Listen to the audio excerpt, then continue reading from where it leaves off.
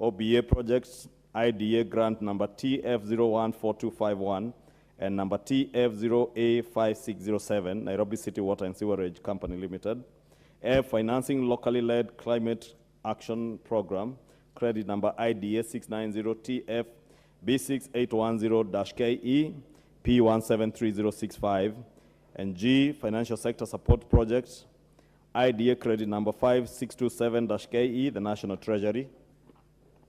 H, support to water and sanitation services in peri-urban area, loan number BMZ 2013.6543.6, Ardhi Waterworks Development Agency. I, Nairobi Rivers Basin Rehabilitation and Restoration Program, Sewerage Improvement Project, Phase 2, AFDB, loan number 2000-2000347, and ADF loan number 210015004050, Ardhi Waterworks Development Agency.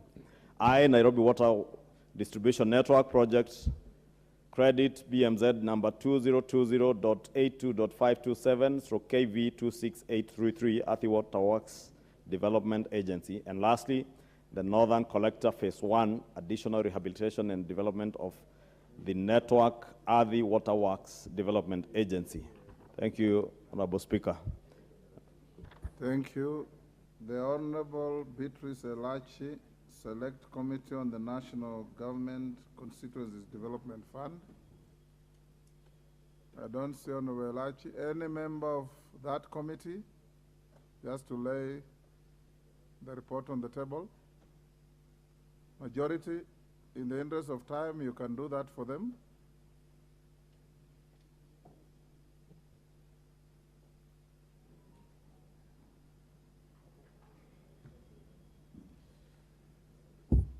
Thank you, Honorable Speaker.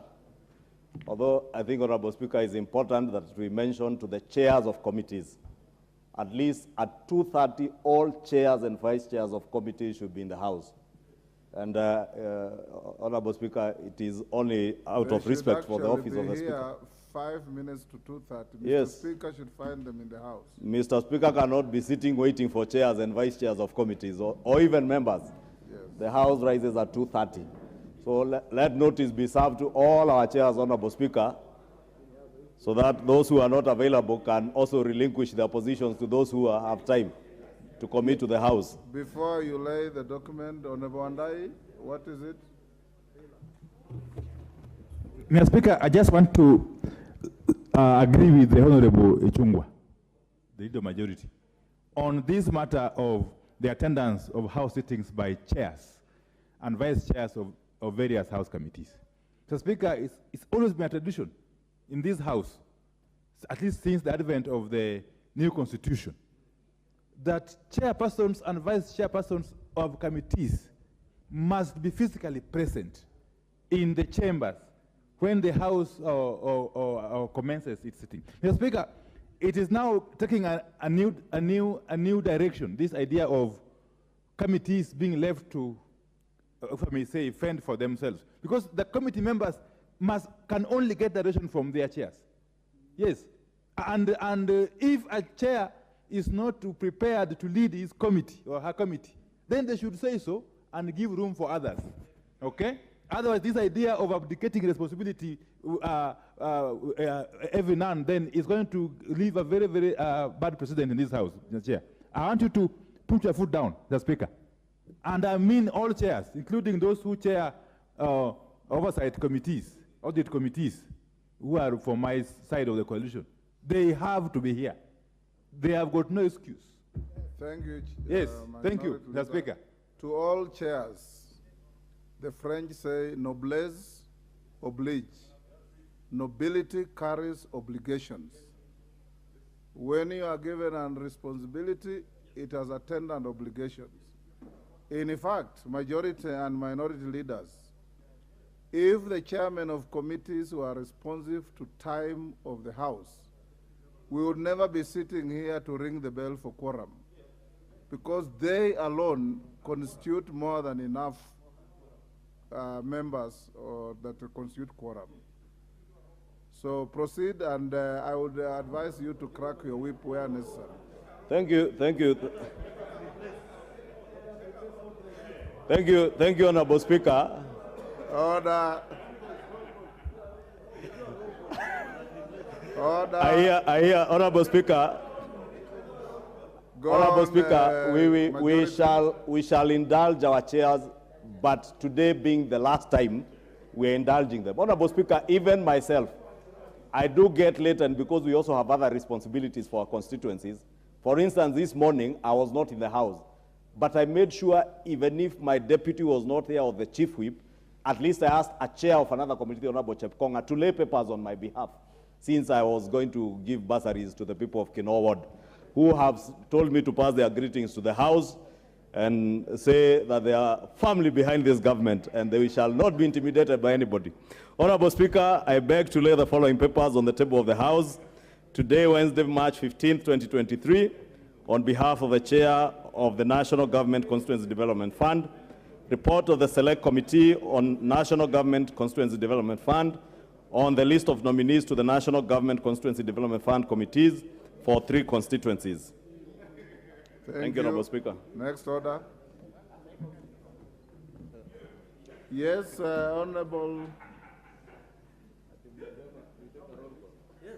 Honorable Cameron, what is out of order? Can you give Honorable Cameron the mic? Thank you, Mr. Speaker. I thought, Mr. Speaker, it is in order when you are accused, you be given chances to defend yourself. Being the chair and vice chair, it is good to be heard because we have been present, Mr. Speaker, and nationally we shall look like we are not been present. We have been present, Mr. Speaker. Honorable Cameron, we know you are present. The roll call doesn't have to be physical. Every time you enter the chamber, your presence is automatically recorded and the roll call is with these clerks. So we know who is here and who isn't here.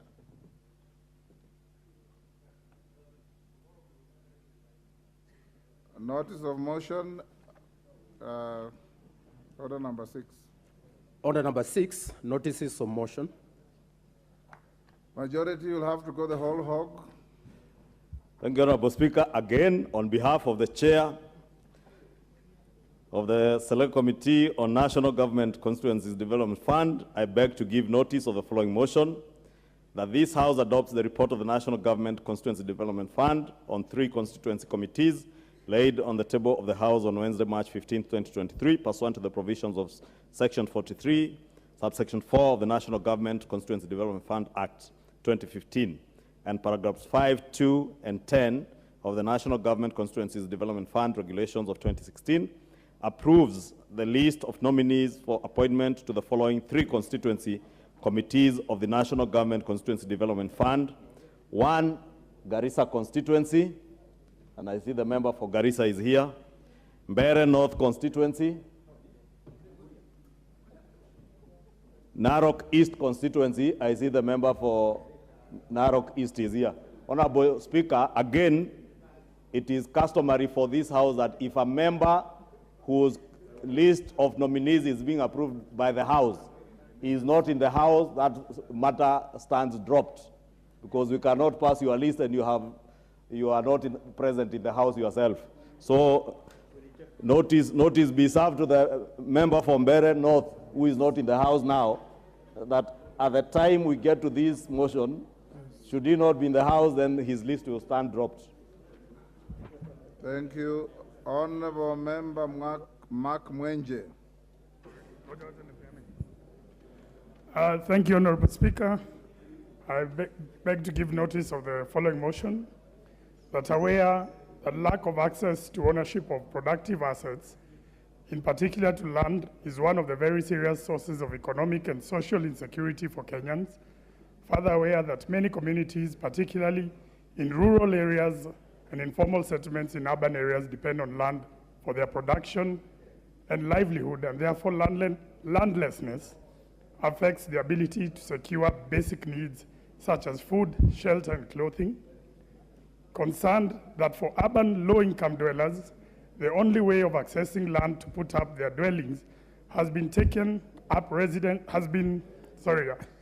take up residence on land that is unfit for human habitation, aware that the Bill of Rights in Chapter 4 of the Constitution guarantees every citizen the right to adequate housing and reasonable standards of sanitation, noting that there are many squatters who have settled on land that belongs to either absentee landlords, unadjudicated land, public land, or community land for long periods of time, with some disputed while others undisputed, concerned that the issue of land settlement in many urban areas, particularly in the informal settlements, has remained unresolved, with numerous persons remaining squatters. Further aware that Section 7 of the Limitation of Actions Act 2010 provides for the right to claim for settlement on certain land after the prescribed period, while Section 134 of the Land Act 2012 empowers the national government to implement settlement programs and provide for process for doing so, recognizing the need for the Ministry of Lands to hasten the process of identifying parcels occupied by squatters where there are no disputes from any party. This House resolves that the government develops and implements a policy for regularization of the settlement of squatters within a period of 2 years in accordance with the provisions of Part 9 of the Land Act 2012 to address the challenges faced by squatters across the country. Thank you, Honorable Speaker. Thank you, Honorable Mwenja. Before I go to the next order, Honorable members, I wish to acknowledge the presence in the Speaker's gallery 4 staff members from Makueni County Assembly. You may stand to be acknowledged. You are welcome to the House of Parliament. In the public gallery, I wish to acknowledge the presence of the Star Sheikh Academy from Mavoko, Machakos. On your behalf and on my own behalf, I welcome our visitors to the House of Parliament. And next order. Order number 7, questions and statements. Questions. We start with a question by Honorable Mary Maingi, MP. Member from where? Thank you, Mr. Speaker, for giving me this opportunity to ask my first question in this August House. Yes, Kamket, what's out of order? Give Kamket. Mr. Speaker, we recently passed the amendment to the standing orders. When are we likely to get the CSS to come and answer these questions? Honorable Kamket, if you are passed, then you should have known the effective date. Because the motion had an effective date, which is later this month.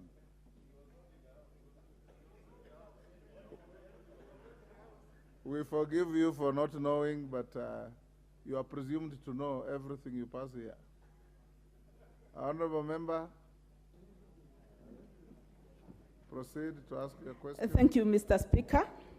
Honorable Speaker, pursuant to provisions of Standing Order number 42A5, I rise to ask the following question to the Cabinet Secretary for Agriculture and Livestock Department. 1. Could the Cabinet Secretary provide details of the status of implementation and specify with timelines within which the Minister intends to revive Moya cotton ginnery following legalization of commercial cultivation of genetically modified pest-resistant BT cotton variety in 2019 after trials at Kenya Agricultural and Livestock Research Organization, CARO, Center in Moya. 2. What steps has the Ministry taken to ensure that when the ginnery begins active production, locals of Moya constituency will directly benefit in terms of employment, opportunities, and corporate social responsibility initiatives? I thank you, Honorable Speaker. Honorable Member Mary Maingi. Next, question 040, Member for Kibwezi East, Honorable Jessica Mbalo. Thank you, Honorable Speaker, for the opportunity. And pursuant to the provisions of Standing Order number 42R5, the following, I rise to ask the following question to question number 40 of 2023 to the Cabinet Secretary for Energy and Petroleum. Number one, can the Cabinet Secretary provide details of the number of public utilities, including primary and secondary schools in Kibwezi's constituency, that are not connected to the electricity, and the steps being undertaken to connect them to the national grid? Honorable Speaker, number two, to outline the measures that the ministry has put in place to either service or replace faulty and obsolete solar PV systems that were installed to supply uninterrupted power to various public institutions in Kibwezi's constituency, and particularly primary schools where power is critical for the implementing of the digital learning program.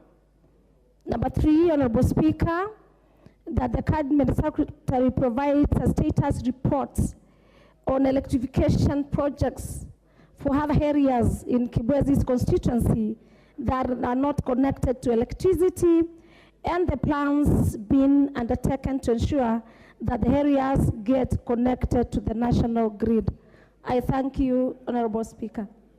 Thank you, Honorable Jessica. Question 044, the member for Teso North, Oku Kaunya.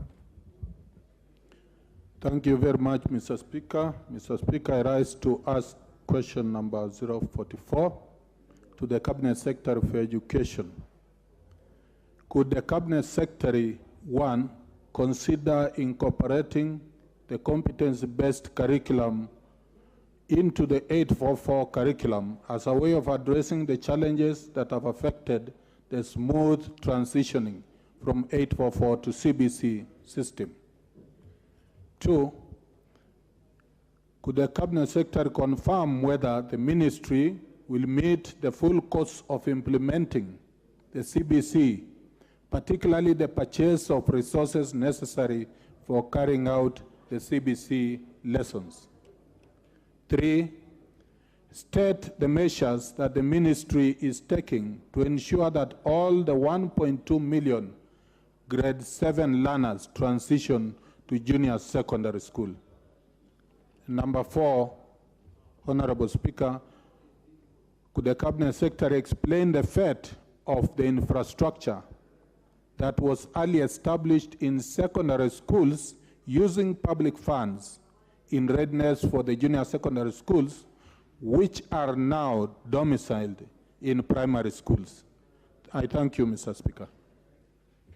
Thank you, Honorable Kaunya. Question 045, member for Yatta, Honorable Robert Basil. Thank you, Mr. Speaker. I rise to ask question 045 of 2023 to the Cabinet Secretary for Education. Could the Cabinet Secretary explain the criteria applicable to deployment of principals in junior secondary schools? Question number two, when will the teachers who have served as principals or deputy principals in acting capacities beyond the statutory 6 months be substantively appointed in those positions? Thank you, Mr. Speaker. Thank you, Honorable Basil. Question 046, the Honorable Member for Bahati, Irene Njoki. Can you give the Honorable Member the mic? Yeah, there you are, Mheshimiwa. Thank you, Honorable Speaker. Pursuant to the provisions of Standing Order 42A5, I rise to ask my question to the Cabinet Secretary for Interior and National Administration.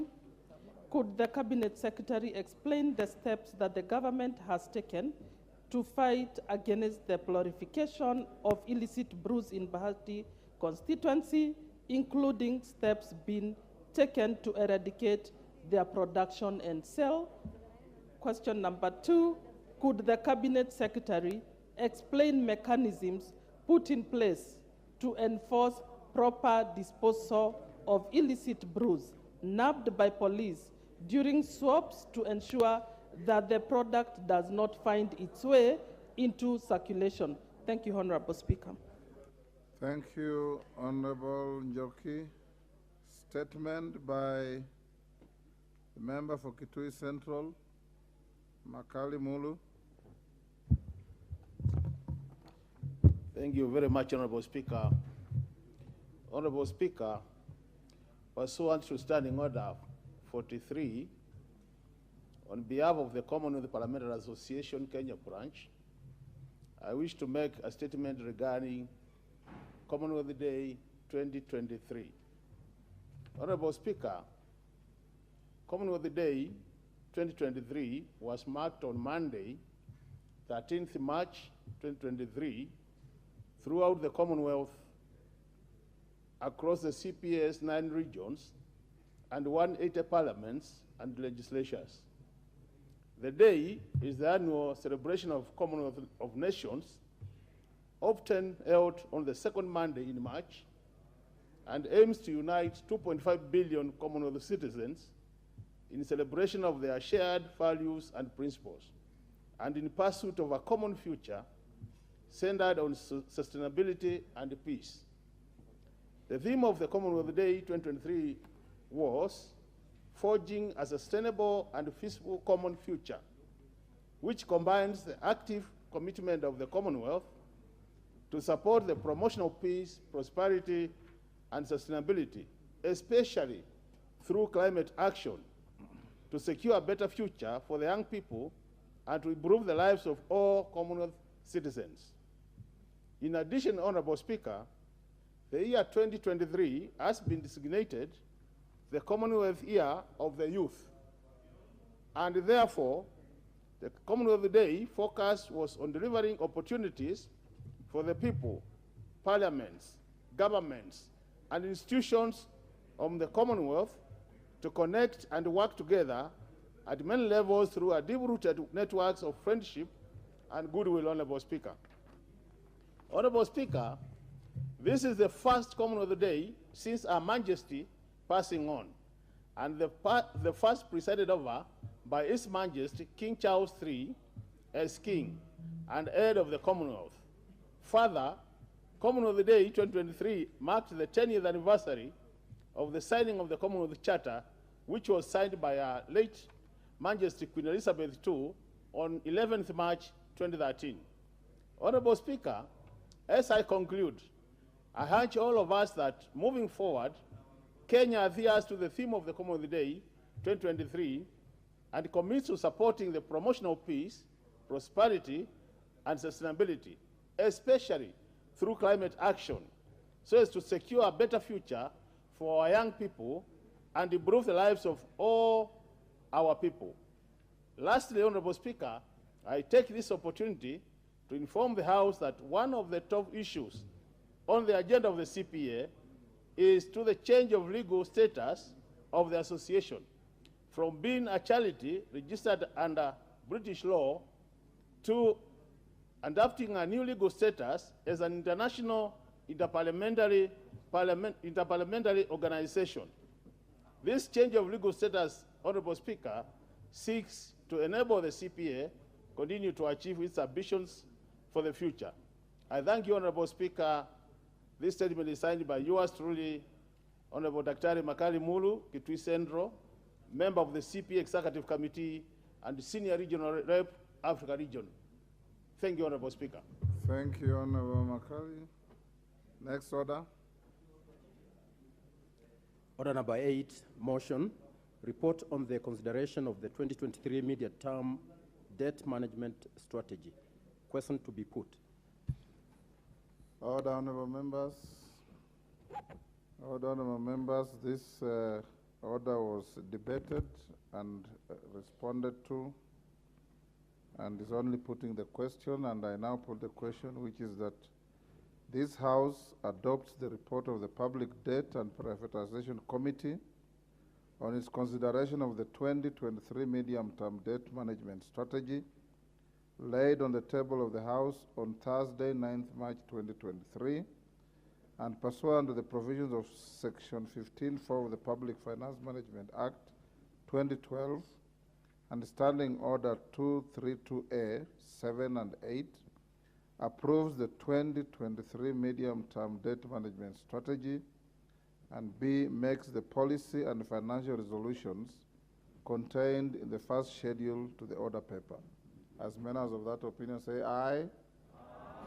Will those of the contrary opinion say nay? The ayes have it. Next order. Order number 9, motion. Report on the budget policy statement for the financial year 2023-2024 and the medium term. Chairperson, Budget and Appropriations, Honorable Ndindi Nyoro. Thank you very much, Honorable Speaker. The report on the budget policy statement for financial year 2023-2024 and the medium term.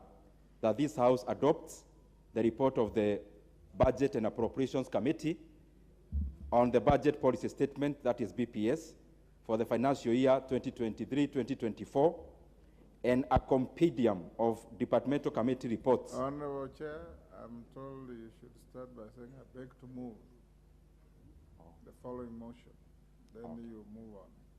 Thank you very much, Honorable Speaker, for that guidance. Honorable Speaker, I beg to move that this House adopts the report of the Budget and Appropriations Committee on the budget policy statement, that is BPS, for the financial year 2023-2024, and the compendium of departmental committee reports on the 2023 BPS, laid on the table of the House this morning on Wednesday, 15th March 2023, and pursuant to the provisions of Section 25(7) of the Public Finance Management Act 2012 and Standing Order 232(9) and 10. A, approves the budget policy statement for the financial year 2023-2024. B, makes the following financial resolutions with respect to the BPS 2023-2024 at Kenya shillings 2,252,577,400,000, of which, number 1, executive, Kenya shillings 2,189,181,400,000, of which Office of the Auditor General at Kenya shillings 7,698,700,000.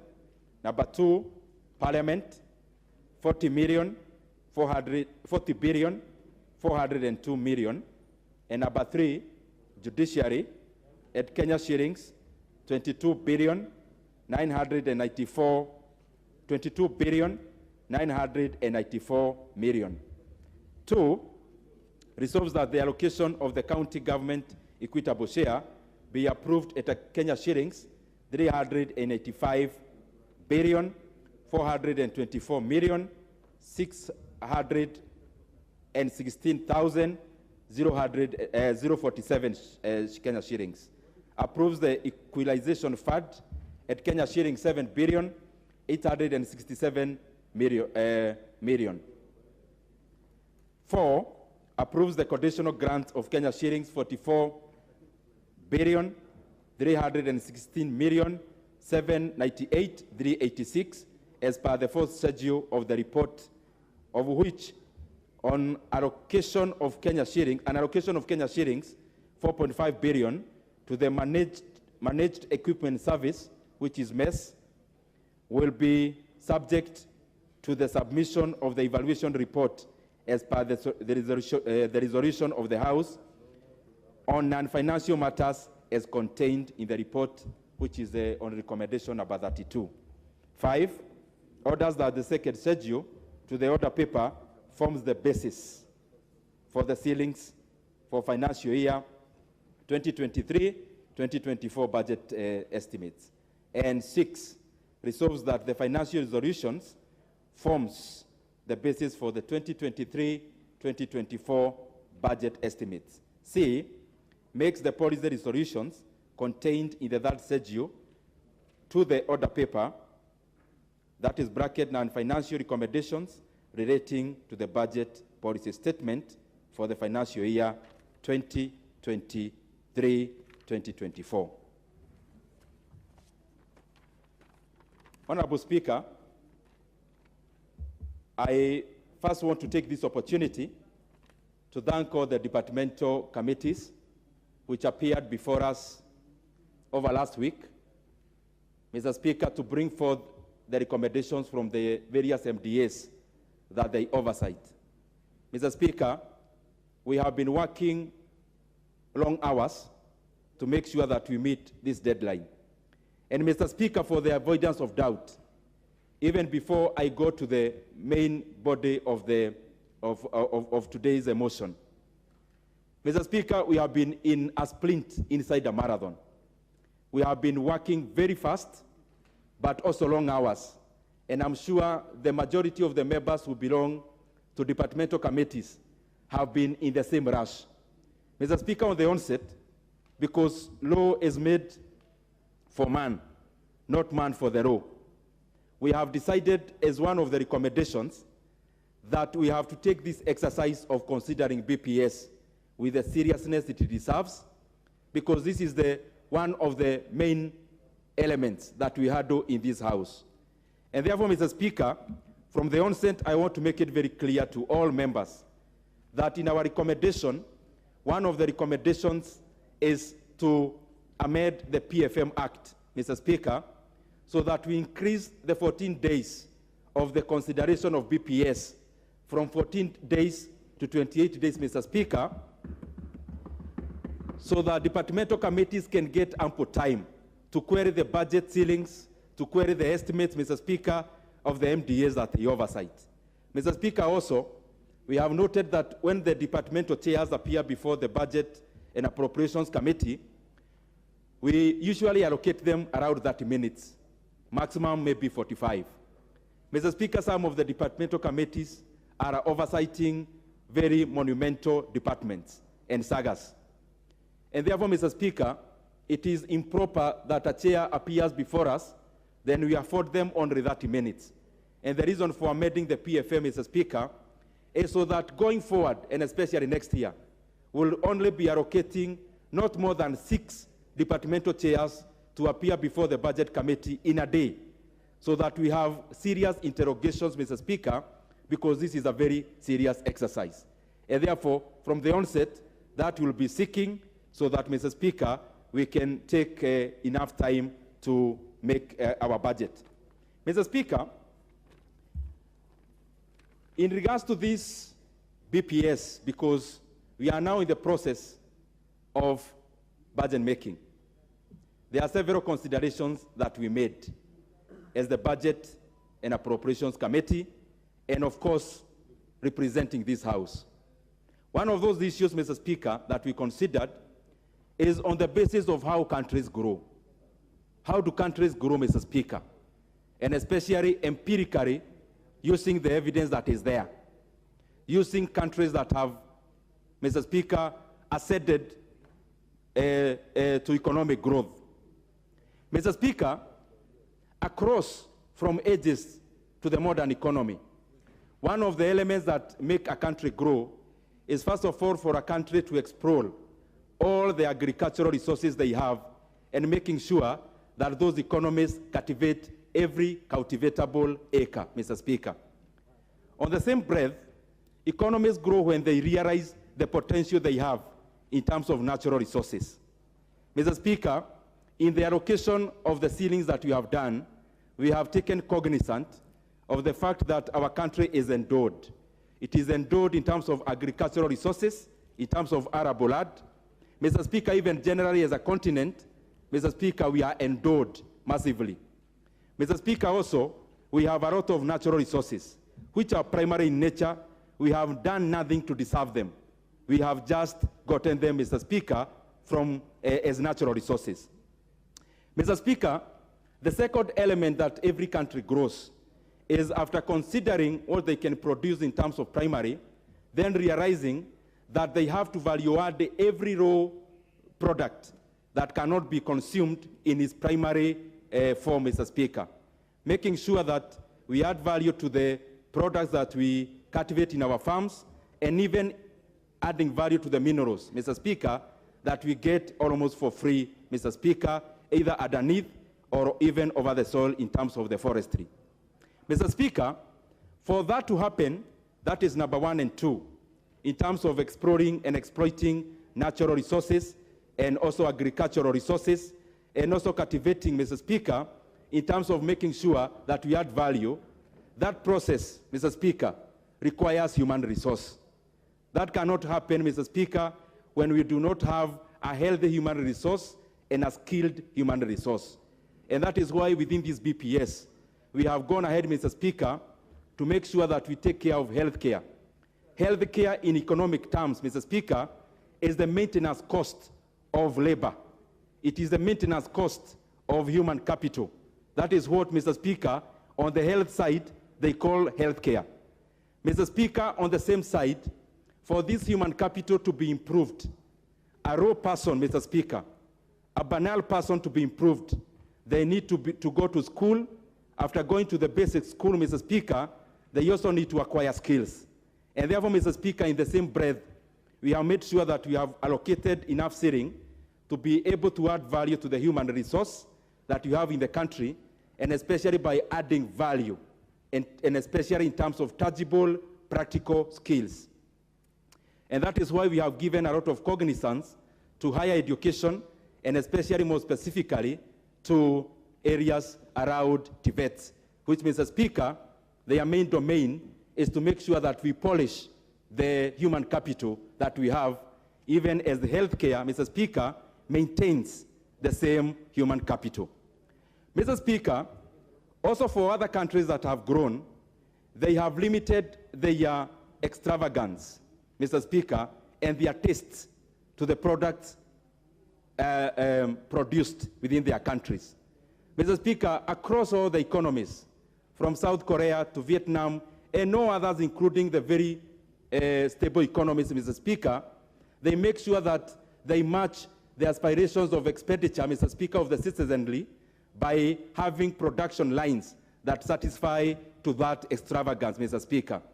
Mr. Speaker, also, a country which must import commodities because of necessity, then, Mr. Speaker, the equivalent of the necessities that we have to get from outside based on necessity have to be compensated by what we export outside, Mr. Speaker, so that we do not become an economy that hemorrhages foreign currency. Mr. Speaker, in fact, economically speaking, it is more plausible to pay 20 shillings for a product, the money that you remain within the country, than to pay 10 shillings for the same product for money that you'll take a flight. And therefore, Mr. Speaker, this goes and communicates towards what we were considering as this committee, that is budget, representing this House, in regards, Mr. Speaker, to making sure that we open up production in our country, we satisfy the local demand, and also, Mr. Speaker, we look for markets from far and wide to also export whatever we produce as surplus. Mr. Speaker, I want just to give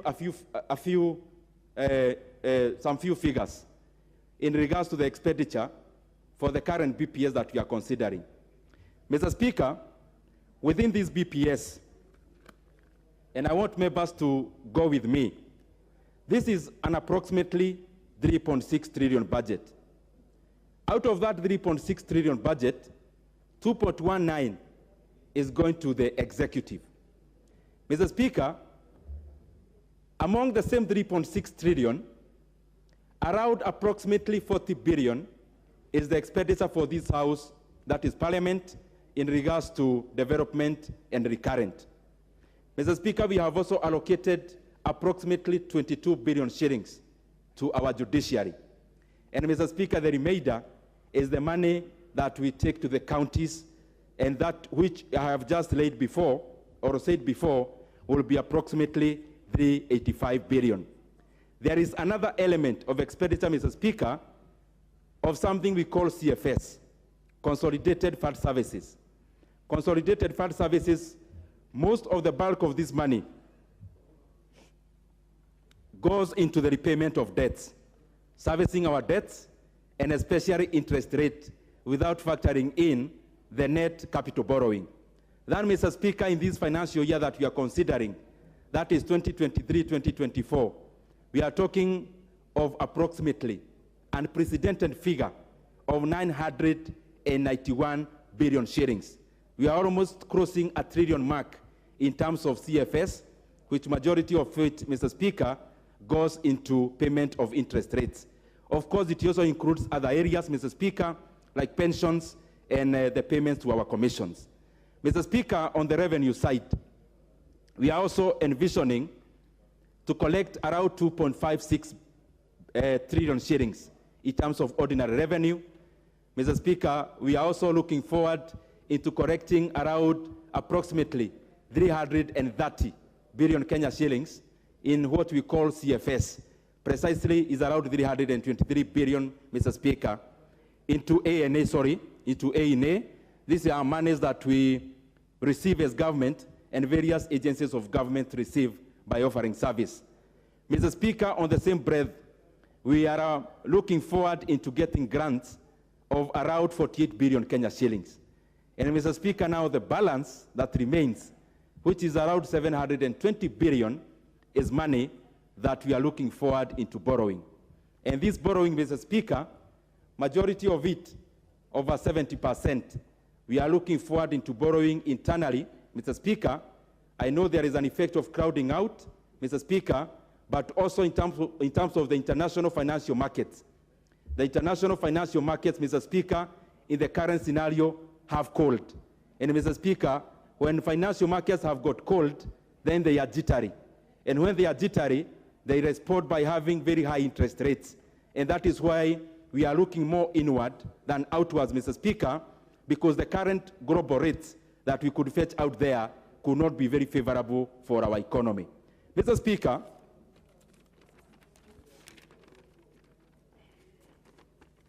there are a few areas I want to highlight that we considered in terms of laying the basis, and I mentioned some of them when we were considering the supplementary estimates. That is why today I'm not going to overemphasize. Mr. Speaker, the current scenario in terms of our economy, we are still reading through the effects, Mr. Speaker, of the pandemic that has added, but the effects have not added. Mr. Speaker, our country is facing a very severe drought and famine. Mr. Speaker, definitely that compounds the issue of inflation, Mr. Speaker. And also, there is another global trend of the strengthening of US dollar, Mr. Speaker, that is making all the other foreign currencies, Mr. Speaker, lose ground in comparison or comparative to the greenback. Mr. Speaker, these are very fundamental factors, and of course in putting the fourth one, which is what is happening in Europe. Mr. Speaker, because the economy sometimes deals with facts, Mr. Speaker, some of these issues may feel like repetition. It is because the economy we discussed a month ago, it is the same economy we are confronting today. And some of these realities, Mr. Speaker, have not changed. What we have seen, Mr. Speaker, that we need to take cognizance of as this House, as the Budget Committee, as a country, is that when we have shocks, like the shocks that I have mentioned there before, which prolongs for a long time, which takes too long, Mr. Speaker, sometimes interventions may not work. Sometimes policies are the ones that can work. When you have prolonged shock, Mr. Speaker, they then cease to be shocks, and therefore they are not to be tackled through interventions. Then we have to create policies that will confront these kind of prolonged shocks, Mr. Speaker, because they cease to be actual shocks. And that is what we try to do by setting the current ceilings. Mr. Speaker, I don't want to take too long today, but I just want to highlight just a few things. Number one, we foresee an economy that will be growing at around 6% in 2023, which is a good thing, and especially given the fact that the global economy will be growing at partly around 2%. Mr. Speaker, another fundamental thing that I want to bring forward to this committee is that as we consider the ceilings, we are also considering, Mr. Speaker, the linkages among the various sectors within the economy. That is why we are considering agriculture, MSME, housing, healthcare, digital highway, Mr. Speaker. And because I see the lights are on, Mr. Speaker, on the framework, on the implementation of BPS, we looked at the priorities and also the sequencing. And Mr. Speaker, also the funding priorities, Mr. Speaker, some which will be borrowing, others will be raising internally, and others through PPP. As I wind up, Mr. Speaker, I want to mention 8 things which the members should take note. Number 1, we considered aggregation across all the value chains in this budget, because we are not looking at budget in terms of just items. We are looking at value chains. Aggregation and give the chair 3 minutes. Thank you very much, Mr. Speaker. Number 1 is aggregation, which is both in agriculture and MSME in terms of production. Number 2 is skill development, which I mentioned before, in terms of making sure our TVETs are well equipped to be able to equip skills to the Kenyan youth. Number 3, Mr. Speaker, is the issue of JSS, junior secondary schools, and CBC, which we have been able to allocate enough seating to cater for capitation and also to cater for the gaps that there are in terms of infrastructure. Number 5, Mr. Speaker, after consultations even with the executive, and I want members to give some keen eye on this.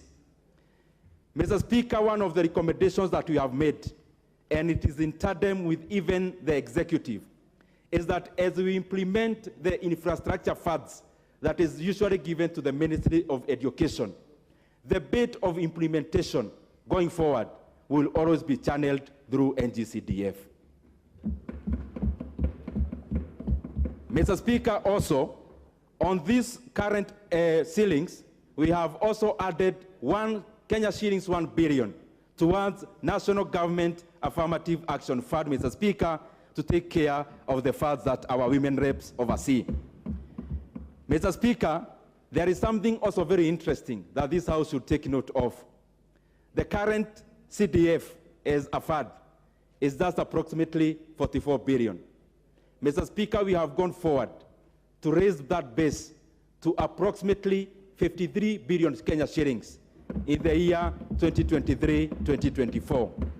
Meaning, Mr. Speaker, every constituency will be getting an average of 20 to 30 million additional, Mr. Speaker, to take care of the many needs in our constituencies. Mr. Speaker, we have also been able to amend the ceiling in terms of the roads infrastructure. The ceiling that was brought forward in this House by the Treasury. Mr. Speaker, because we represent constituencies that have got stored roads, Mr. Speaker, we amended that ceiling, Mr. Speaker, for the pending bill in terms of roads, so that our contractors can go back to site, on top of the money we appropriated in the supplementary estimates. Mr. Speaker, the ceiling that was capped by the Treasury was around 55 billion to go into roads.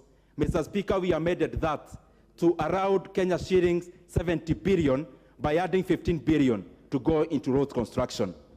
Mr. Speaker, there are many other issues touching in our constituencies and our area of representation, and I beseech my fellow colleagues to go through our report and to go through the other annexures in the report, Mr. Speaker, to be able to take in whatever we recommended.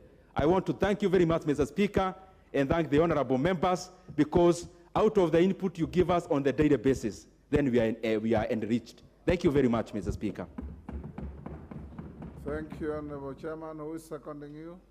Mr. Speaker, I want to call another very deep member of the Budget and Appropriations Committee, a PhD in economics, Honorable Makali Mulu, to second. Honorable Makali Mulu. Yeah, thank you, Honorable Speaker. Honorable Speaker, let me start by thanking my chairman for that good moving of the motion. And Honorable Speaker said that this report is very detailed. Honorable Speaker, I would urge the honorable members to take time and read through this report. Basically because, Honorable Speaker, with the time allocated, we may not be able to say, oh, what is in the report. But there are a few things we want to highlight. And Honorable Speaker, just to, as a way of introducing the report, you all realize that we are working under very difficult economic times. So what we call the micro environment in which we are working is also shaky. And that means, Honorable Speaker, as we prepare this budget, there are a number of things we need to note. And it is important that as a House, we keep our eye on the things we are saying. I'll just be adding a few from what the chair said. So, Honorable Speaker, one of the things we have picked as we prepare this, we look at this BPS, is that we realize that a lot of MDS, Honorable Speaker, we are picking a lot of duplication of efforts in a number of MDS. And one of the things we'll be recommending, Honorable Speaker, is that as we now go to the annual estimates, it would be very important for the House to make sure, and most of the departmental committees, to make sure that we don't have any duplication of efforts, so that departments are able to do standalone programs, standalone projects, without having 1, 2, 3 departments addressing the same program. The other issue, Honorable Speaker, which we have picked from our analysis of the BPS, is that the proposal on fiscal consolidation, when you look at the projections, this year the projection is 4.4%, next year is about 3.6%, and then the final year, the outer year in the MTF is 3.4%. So, Honorable Speaker, when you look at the history in terms of BPS, these figures have always been there, the rolling plan, but we hardly adhere to them. So we would urge that now, as we move to the future, this being a new government, it will be important that we stick to the figures we put in the 3 years, so that we don't have every time a rolling figure, and you can't really plan well. The other thing which is important, Honorable Speaker, to check is there is a proposal, Honorable Speaker, where the national government is going to be co-funding programs with the county government, either through conditional grants or through other arrangements. And it is important that, Honorable Speaker, where there is co-funding in terms of the national government and the county government, we should have a very clear implementation framework. Because, Honorable Speaker, we have realized that as a result of having no clear implementation framework, we are not able even to implement most of the projects we put under the conditional grants. So it will be important, even as we approach the annual estimates, that that framework is in place to make sure that once the money is allocated, Honorable Speaker, implementation kicks off immediately. The other thing, which, Honorable Speaker, we have picked from this report, and it is important we note this, Honorable Speaker, we have all been talking about funding of students who join private universities through the normal placement by the central board which places them. And, Honorable Speaker, we have realized that our public universities have excess capacity. And you find in the budget, Honorable Speaker, a lot of money is being sent by the same government to students who have been sent to the private universities. So one of the recommendations we have put forward, Honorable Speaker, is that from this financial year, no money should be sent to private universities unless public universities have reported that they have no capacity to admit students in this country. Honorable Speaker, the other matter, which is critical, is the issue of pending bills, Honorable Speaker. Honorable members, we all know what is happening with the pending bills.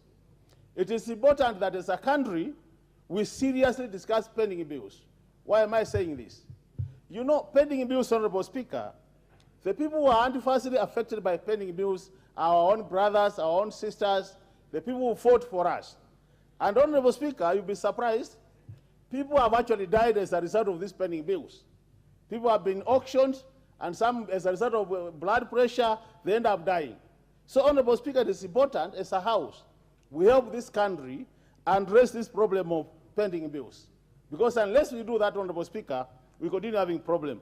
I see my time is running out, Honorable Speaker. The other issue, Honorable Speaker, is important.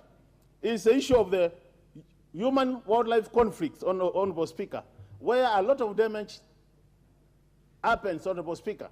And we have always been talking about the compensation program. So in this policy, Honorable Speaker, we have said that this year, it is important that resources are allocated so that we have what we call wildlife compensation insurance scheme, so that when our people have problems, there's a conflict, they are compensated. And last but not least, Honorable Speaker, is the issue of the medical equipment leasing program. We are saying before it is now allocating resources, it is important we have a clear framework between the county governments and the national government, because this program, Honorable Speaker, has been there for many years.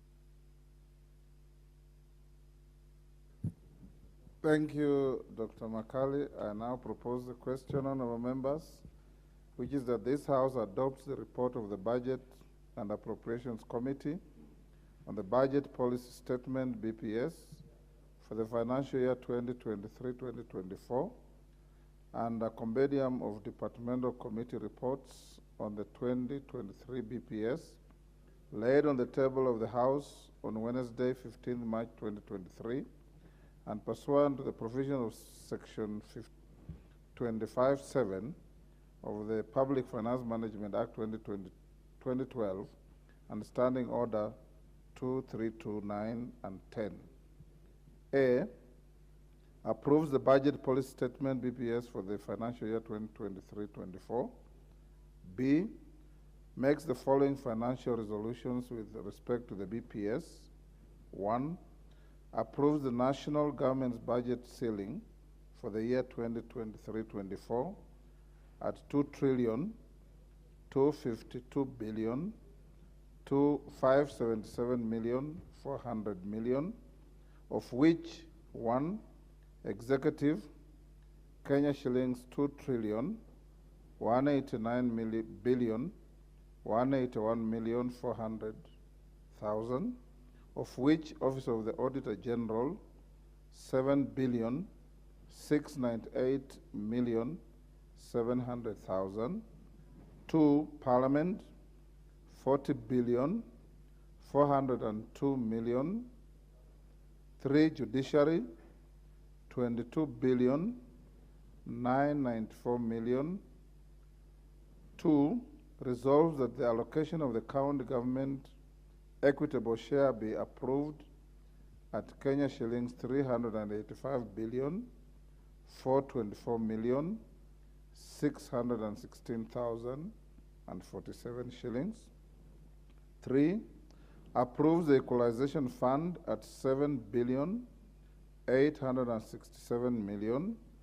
4, approves the conditional grants at Kenya shillings 44,316,798,386 shillings as per the fourth schedule of the report, of which an allocation of 4.5 billion to the Management Equipment Services MES will be subject to the submission of the evaluation report as per the resolution of the House on non-financial matters as contained in the report, recommendation number 32.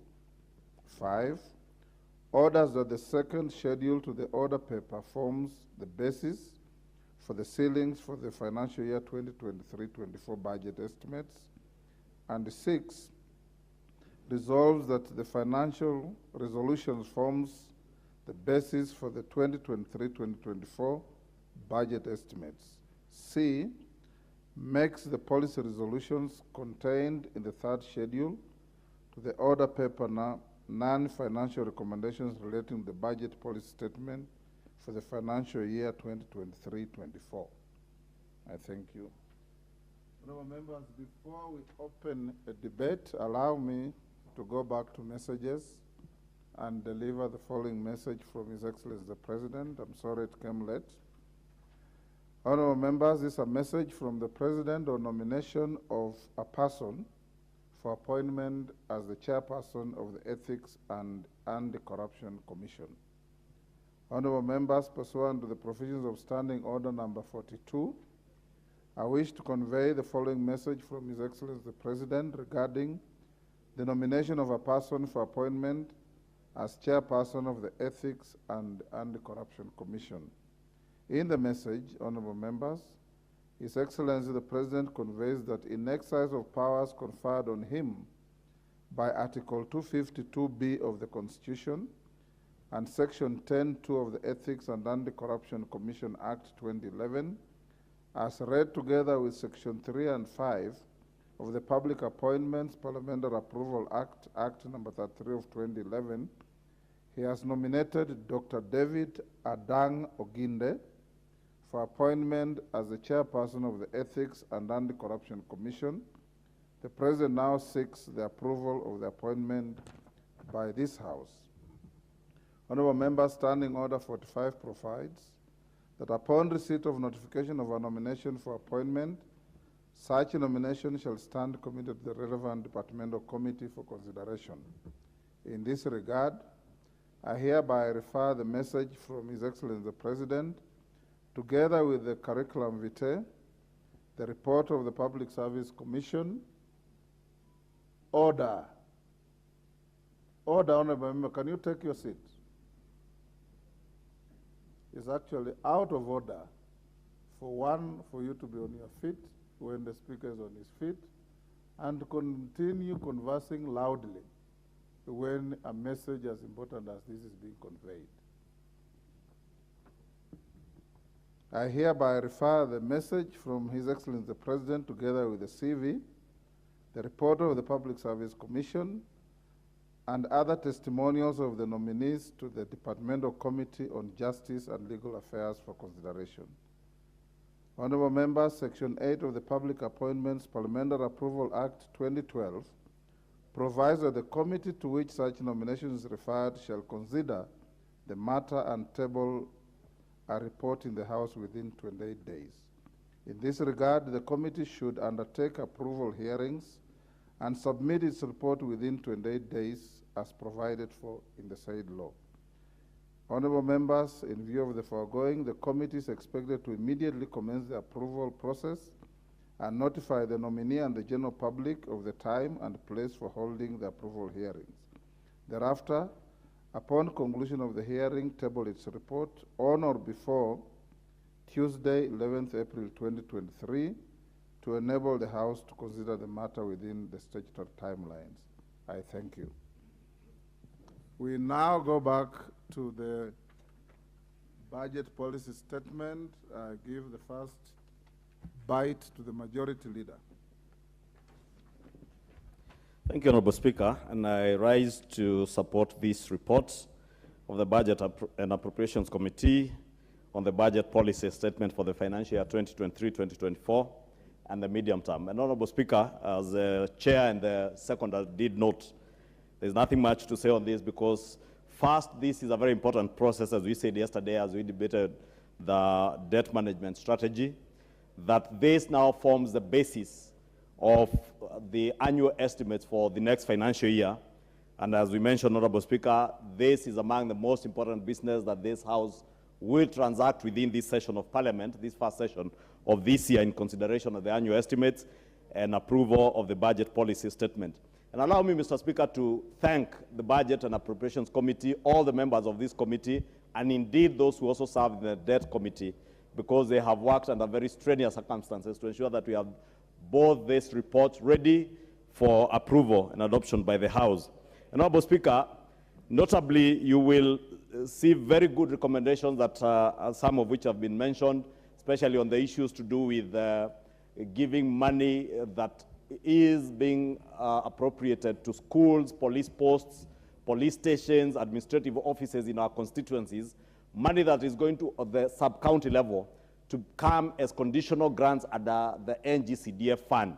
Honorable Speaker, this is indeed very encouraging and commendable, and will see the actual implementation of projects, because government projects, Honorable Speaker, time and over time, Honorable Speaker, it has been noted, and even those in government do agree that the implementation of NGCDF projects is much more efficient, and even the value for money is better achieved when you implement such projects through NGCDF.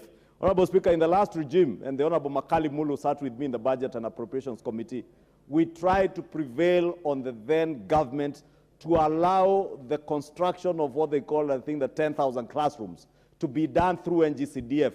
And there was a lot of resistance. And these projects dot all our constituencies in our schools, some at 30%, others 60%, most, the best probably is at about 80, 85% completion. Most of them are not complete. And the quality of workmanship done in many of those classroom projects implemented under the schools, the Ministry of Education infrastructure program, the quality is not as good as those that members of parliament supervise under the NGCDF committees. And therefore want to encourage that even for police stations, administrative offices, for our DOs or our DCCs, it is better when this money comes through NGCDF.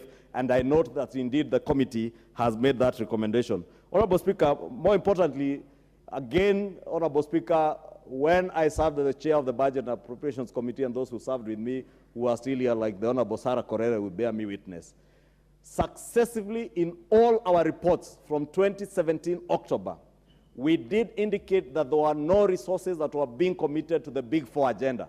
And that is how the Big Four agenda, Mr. Speaker, came to die a natural, slow, but painful death to the people of Kenya. I am glad that the Kenya Kwanza administration under President William Ruto is not just about talk. That when we talked about the bottom-up economic transformation agenda, that through the office of the president, they have been able to narrow down to the value chains that will actualize this bottom-up economic transformative agenda. And they have identified the value chains that you see that the committee is now asking the MDAs, or ministries and departments and agencies of government, to ensure that they work together with the National Assembly, to ensure that the annual estimates that come in are value chain oriented. And if I dare mention, Honorable Speaker, some of those value chains are in areas that touch the lives of the people at the bottom of the pyramid. The leather industry, the dairy industry, textiles, Honorable Speaker, with the growth of cotton and ginning and processing of cotton, tea, rice, edible oils that have become largely out of reach for many Kenyans, Honorable Speaker. Building material sector, Honorable Speaker, that has a huge ripple effect on the economy. And also mining, and I did see the CS mining talking about support for mining at the very local level, so that those people you see every now and then being buried in Nyanza, in parts of Western, in mines that people work in that are not safe, can be supported. And of course, the blue economy that will go to support many of our people that work around our lakes. 1 minute to wind Just up. 1 minute, Honorable Speaker, to conclude that those who work around our lakes and oceans, Honorable Speaker, a huge and rich resource for our country that has not been exploited, that we shall now focus on those areas, Honorable Speaker. And I want to support, Honorable Speaker, and urge the House to support this report and indeed be keen as we engage with our MDAs during the annual estimates later this next month, the month of April, towards the end, and May. We ensure that indeed the National Treasury and MDAs abide to this resolution to ensure that our estimates are oriented to those value chains. Honorable Speaker, as I speak to our colleagues, to also encourage the people back in our yards to now identify projects within the annual estimates that will also be beneficial to their areas and also be beneficial to those who are keen on business. With these value chains, then you know where to direct your attention to if you're in business. If you are a prospective investor, then you now know the focus that government is focused on and be able to focus on those areas. With that, Honorable Speaker, I support. Rachel Nyamai, Kitui South.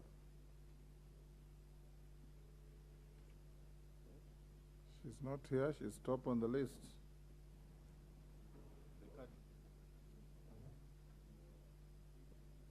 Omboko Milemba.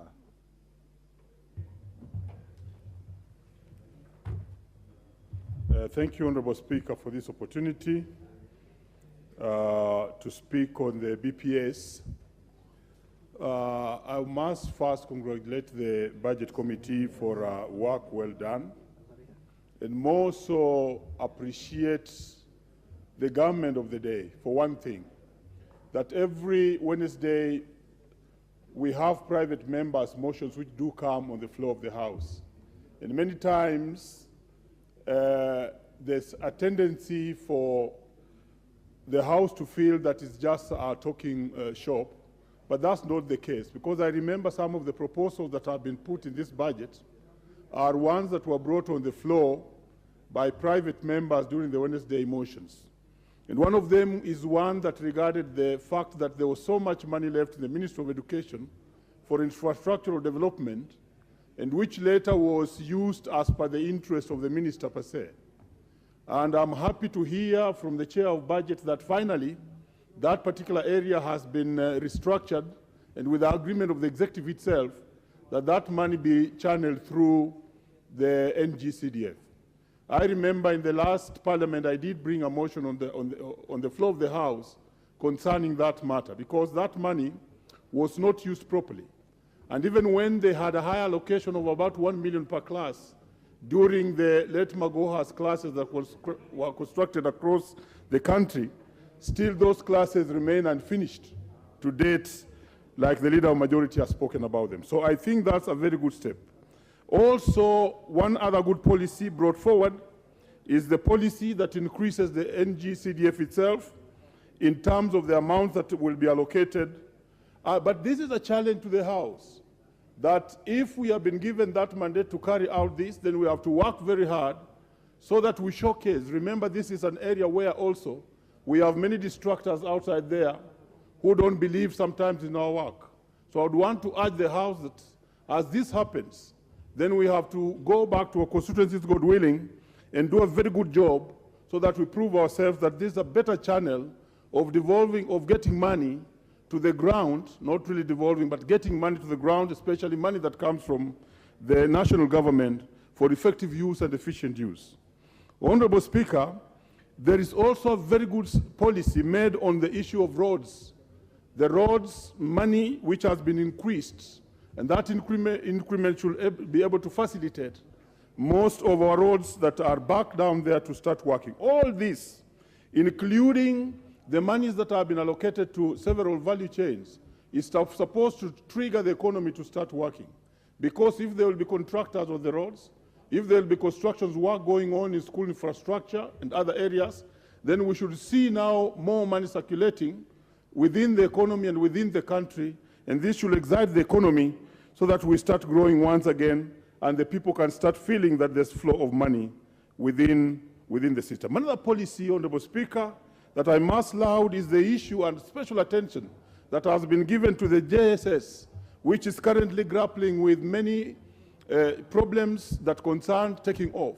And we have been told by the chair that enough money and good ceiling has been allocated for the JSS, that's junior secondary school, and CBC curriculum, so that the children who are in school and are languishing there without teachers, without materials, without capitation, can now enjoy their education, given that education is not only compulsory in Article 53 of the Constitution, but it's also free to be provided by the government. But more so, like I did mention on the issue of what the private members' motions always do urge government to do, this was a fantastic one, Chair. Honorable Speaker, that finally we are removing the students from the private universities. Hear me that many of our public universities are dying out, yet we are taking a lot of money, public money, to the private universities that are owned by individuals who are making profits, yet our own universities are dying because they don't have money. I'm happy to hear that, that these private universities will not get the students who are otherwise absorbed by the public, and therefore growth of the public universities. With those very few remarks, Honorable Speaker, I want to thank you and support. Honorable Charles Onchoke Bonchari.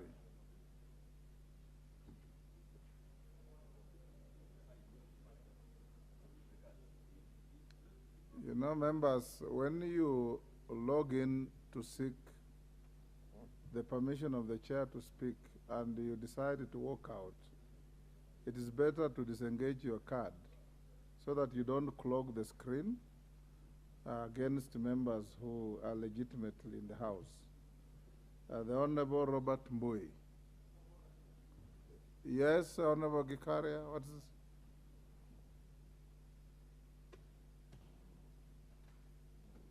Honorable Speaker, maybe, I don't know, because in the morning I was here, same spot, and I put my card very early. I was just checking with the clerks. I was told I'm up number 6, again, just disappeared. So I am at intervention, it is not showing. Honorable Speaker, I think we also need, because as Ishoma was saying that we should be coming here by 2:30, I was here actually 5 minutes before that. And when you don't get an opportunity to speak again, it becomes, and of course, Honorable Speaker, we really want to support the agenda of this. So, it's important for them to check. If the cards are not working, then we could be told. You are nowhere on the screen, Honorable Yes, Gikaria. but it is on the 2 actually, blinking. You probably should relocate to a different seat. I will take your point of order as a constructive solicitation to speak. And I will consider you in that regard. Robert Mbui. Thank you, Mr. Speaker, and I hope my time hasn't been taken because there's very little time and so much to say. Mr. Speaker, first and foremost, I just want to say that this House has powers given to it by the Constitution. And I think, Mr. Speaker, it's important that Kenyans note that today we are dealing with the budget policy statement. We will come and deal with the budget of the country. And Mr. Speaker, I'm saying that because there seems to be sometimes some of us who forget that the power of the past is actually vested in us as members of National Assembly. And therefore that means that there is no one else outside this House that we can go to solicit for development other than to fight for it and put it in our budget. So Mr. Speaker, I'm saying that because those ones outside there are the ones that should be begging us for opportunities for development, not the other way around. Mr. Speaker, our strategies as a House must be Wanjiko Mweni friendly. And Mr. Speaker, I'm saying that because we have been elected as representatives of the people. We have the opportunity to deal with the budgets. So we must ensure that the prioritization of this government is things that are going to be beneficial to all our voters. Mr. Speaker, it doesn't matter which part of the country one comes from. All Kenyans have the same problems, the same challenges. The economy, when it does bad, it is doing badly in the north, it is doing badly in the south, it is doing badly in the east, it is doing badly in the west. So we must all rise up and work together to ensure that we hold this country to account. Mr. Speaker, on the issue of inflation, it's unfortunate that January last year, inflation was at 5.4%. January this year, it was at 9%, and it is rising. Mr. Speaker, I even sometimes wonder, when they talk about 9% increase, that would mean that something that was 100 shillings would be costing 109 shillings. The truth is, it is almost 50% in my estimate, because something that was 100 shillings is probably 150. So we have a problem of inflation, and that is something that we need to deal with. Mr. Speaker, maybe one of these reasons, because I've looked at these strategies here, and I've been asking myself, where is it that the common Mwananchi's problems are being addressed? Where is it that the cost of living is being brought down? Where is it that the cost of unga is being brought down? Mr. Speaker, maybe that's why we have a date with Destiny on 20th, next week on Monday, because we are not dealing with the problems of the people. We must ensure that we deal with the problems of the people. I've looked at the 5 pillars. You know, 5 pillars touted as a bottom-up economic strategy, and it is a replica of the Big 4 agenda. And let me point out, one of the pillars is agriculture. On Big 4, they called it food security. One of the strategies, the other one, is housing and settlement. Big 4, they called it affordable housing. The other strategy is healthcare. Big 4, they called it universal healthcare. There is a point of order from the chair of the committee. Mr. Speaker, I'm wondering, is it in order for the honorable member to eloquently state that this House has the power of the purse, and therefore we can do anything around budget and the economy? He is a member of this House himself, and therefore that responsibility is actually on his shoulders, actually being a leader. The same mouth, Mr. Speaker, within a second, then he says he has a date with Destiny on 20th to seek for the justice of Kenyans again in maandamano. Mr. Speaker, is it proper for the member to mislead Kenyans? Is it in order, Mr. Speaker? Mr. Speaker, I will ignore and continue. That is the kingpin of Central Kenya speaking. I don't want to answer him. Mr. Speaker, let me just go straight to the second schedule that has all these amounts set out. And I want to go to the one that talks about basic education. In the basic education schedule, you can see that the amount of money that is set aside for basic education, that is primary education and secondary education, which has GSS also, is 19.7 billion for capital expenses. So I'm wondering, how is that enough for us to build classes, labs for art, labs for home science, labs for pre-technical, labs for sciences, labs for ICT? 19.7 billion. Really, Mr. Speaker, I think there is a big problem in JSS. It's not been addressed. I think that's one of the things that I thought this government would at least try and do. So, Mr. Speaker, we will keep talking about it because, on the floor of the House, we have the opportunity to talk. But when it comes to voting, I'm certain that the majority will always have their way. But Kenyans must know that the issue of JSS, if it is not addressed now, it will continue haunting our children, and our children will continue to suffer. Even the teachers. Your time is up, Robert. Honorable members, before I give the next member, the Corrigendum number 006 of 2023 on the message from the President on the nominee for National Gender and Equality Commission. I'm advised that we inadvertently committed the nominee to the Departmental Committee on Labor. In fact, it should be the Departmental Committee on Social Protection, and therefore it's so ordered. Next member will be the Honorable Joseph Emathe, Turkana Central.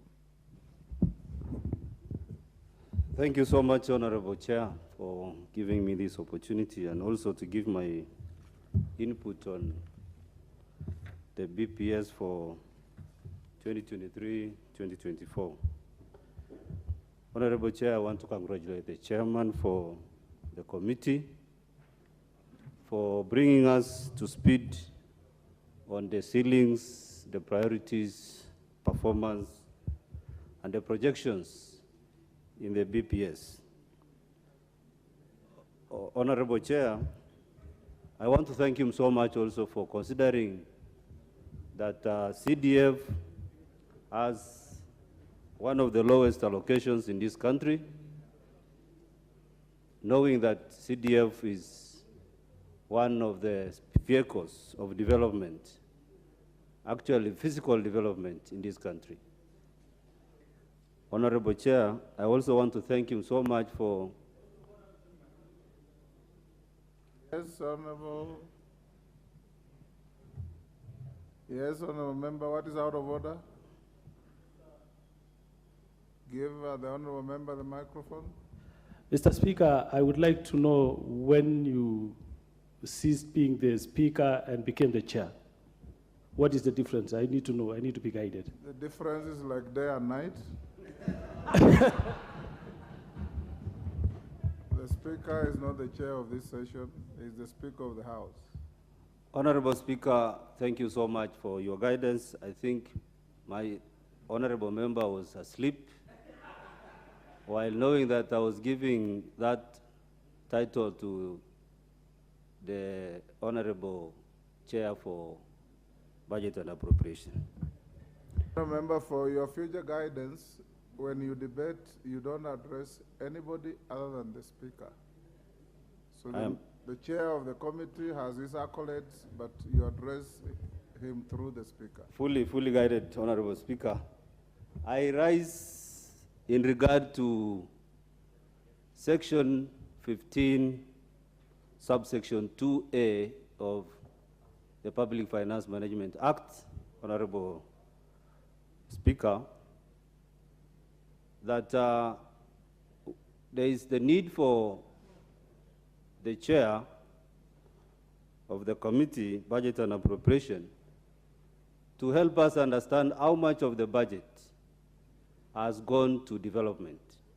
because the Public Finance Management Act gives us the understanding that there must be a minimum of 30% of the total expenditure that must go to development.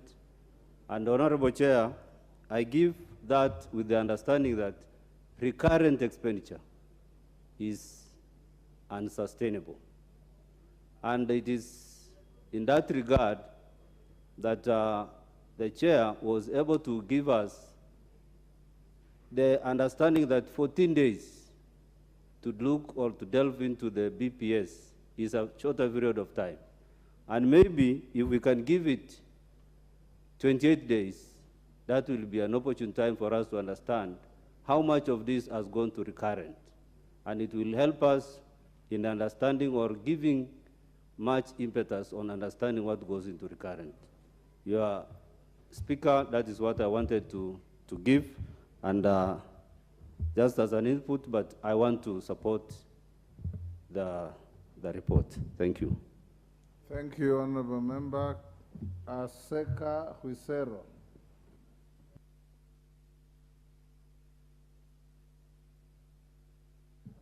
Thank you, Honorable Speaker. Let me also join colleagues in supporting this budget policy statement for the financial year 2023-2024. Mr. Speaker, budget policy statement lays the framework of the government of the day on critical matters, one being the revenue projections, the sharing of revenues between national government and county government, and lastly, how the government intends to grow the economy. Mr. Speaker, let me thank the departmental committees that did input into this report. Thank also the Budget and Appropriation Committee that also burnt midnight oil to ensure that we have this report. Looking at this document, Mr. Speaker, the current administration focuses its energy on 5 pillars. 1, agriculture transformation, where it intends to ensure that production of food is scaled up to fight and to secure the country against food insecurity. In this document says that the government wants to input and to ensure that farm inputs are available to farmers. This government wants, Mr. Speaker, to ensure that markets for these products are available. It wants to do value chain addition on specific items. Mr. Speaker, if you look at the report, they talk about the rice, production of edible oils. They talk about, Mr. Speaker, tea and coffee. To value chain add on these items so that farmers can get value for their money. Mr. Speaker, this document also talks about healthcare, and its focus is also on NHIF to ensure that it is based on households rather than individuals. The document talks about construction of specialized hospitals and equipping them like the cancer centers, just to help Kenyans who are suffering, to reduce their cost of medication from moving from rural areas, maybe to seek specialized care in towns. So, Speaker, this document also talks about digital infrastructure. The government wants to automate government services to ensure that these services are under one platform for efficiency and effective service delivery. But doing this, Mr. Speaker, there are challenges that I think the guys who are dealing with these matters must also be aware of. We have erratic weather conditions that, Mr. Speaker, may affect the intent to produce enough food. The Meteorological Department has given warnings on the erratic weather conditions. Rainfall may not be enough. So as much as we are looking at increasing production, we must also focus more on irrigation so that we ensure that that item is attained. Mr. Speaker, 2, there are also issues with depleted foreign exchange, which will affect the economy. This must be addressed to ensure that the stability of our shilling, Mr. Speaker, is guaranteed. Lastly, Mr. Speaker, when you look at the allocations given to basic education, allocations given to CDF, it gives us hope that going forward, transition from 844 to CBC will be seamless. Thank you, Mr. Speaker.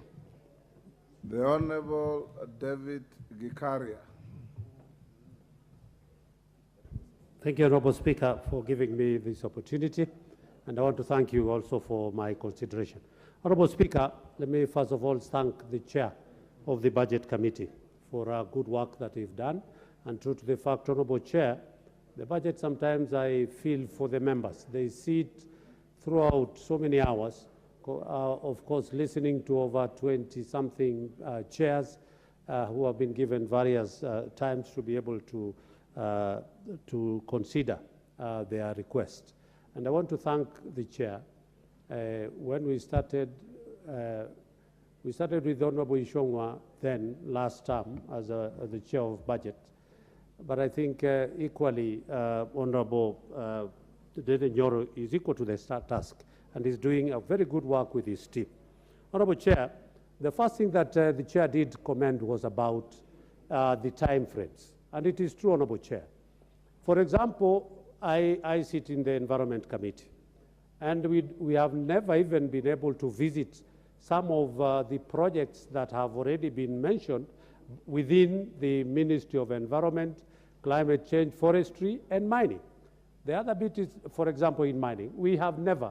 So by the time you're given that kind of a BPS and you have no rough idea whatsoever of what they are talking about, then it becomes important, as the Chair was indicating, that we have enough time, that the members of various committees can be able to interrogate their ministries effectively, and we can be able to give, as and when you're asked to allocate some amounts for a certain project, effectively you can be able to say, yes, these projects require some additional funding. It is because you have been able to visit. But with the new Parliament, Honorable Chair, and committees being new in their work, and having not visited some of these projects, Honorable Chair, then that is what the Chair again was talking about, wastage, that much of this money goes to waste because the committee has not had enough. Maybe after a year or two, once the committee is in place, then we can be able to fully interrogate some of these projects that different ministries do indicate and ask for funding. Honorable Chair, the other bit is on matters to do with the BPS, Honorable Chair. It is that, for example, the mining, as it has been mentioned, Honorable Chair.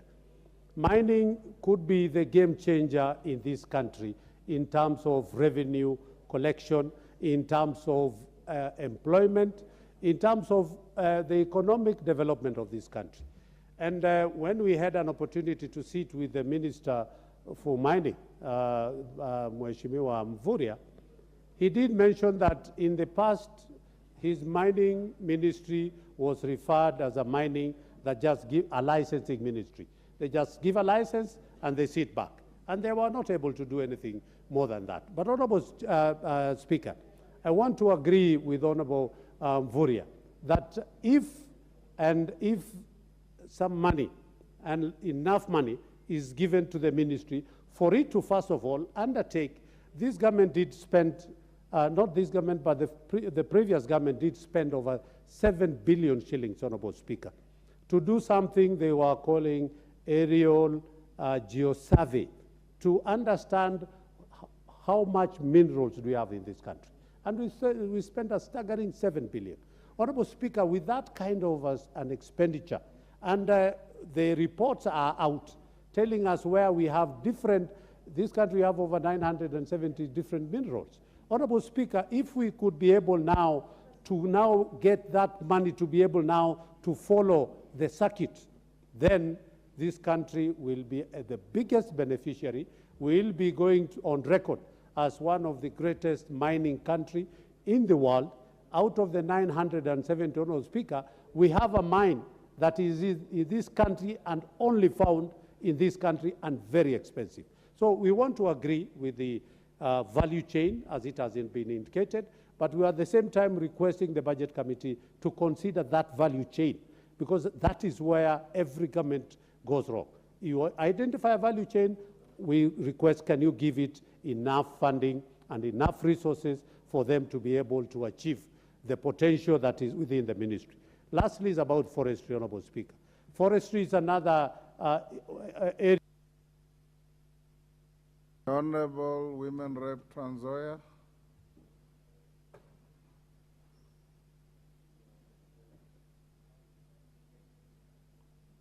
Give her the mic.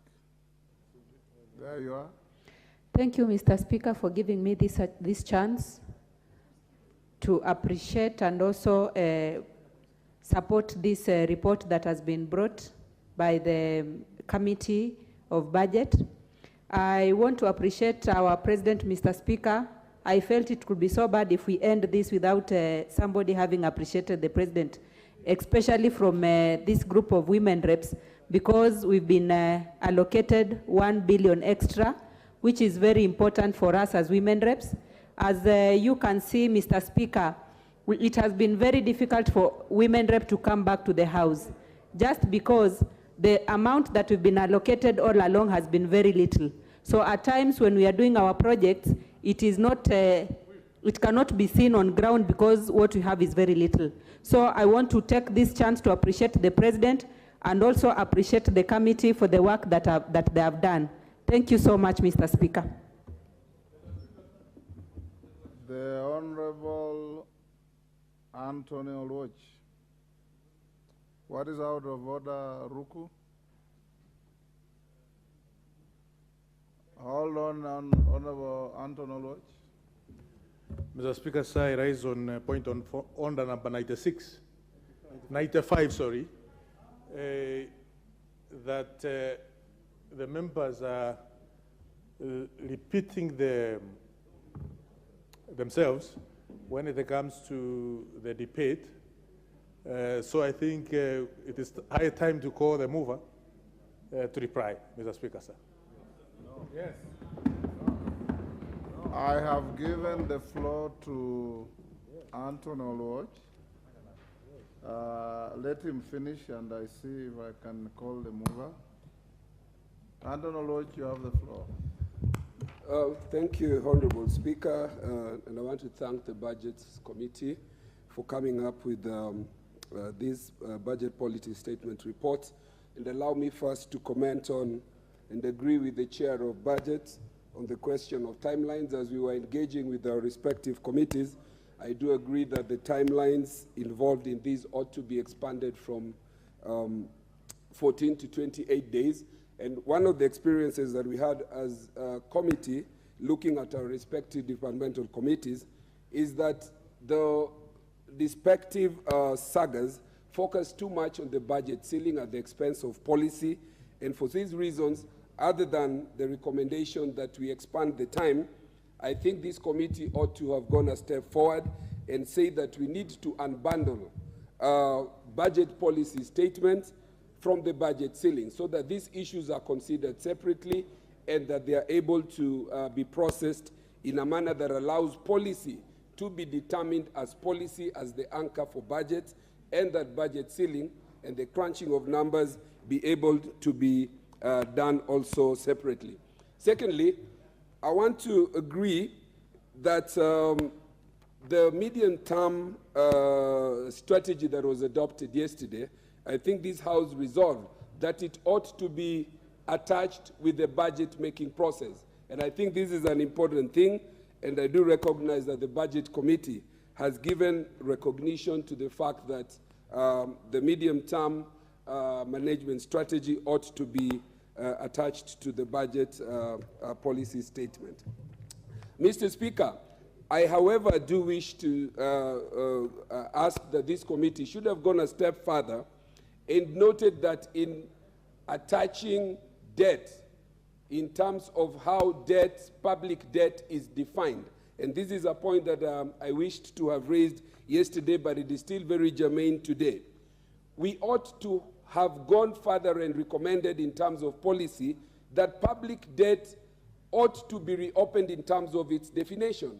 The prioritization of foreign debt as a priority of one of the things that we need to offset from our budget every year at the expense of, for example, pending bills, is something that we ought to look at. Public debt, in my view, ought to be redefined in such a broad way that we are able to look as debt that is incurred in the course of government engagement. This includes public pending bills, which, if unlocked, would be able to go into the economy. The manner in which we have defined public debt right now allows us to send foreign exchange and our revenues to the foreigners at the expense of what we do in our country today.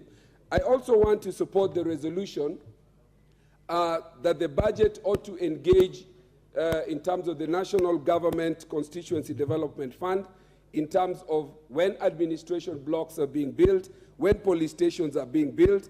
And if you look at what happened in the social interventions and the stimulus package during the last administration, billions of shillings were spent by government in making very substandard schools, making very substandard desks, which ought to have been attached to CDF. CDF is so circumscribed in the manner in which you do procurement, in the manner in which you isolate projects that you do, that it actually goes way beyond what government and county governments do in terms of the manner in which they undertake and implement their projects. And so I do recommend, and the last point that I wish to make is the question of equity.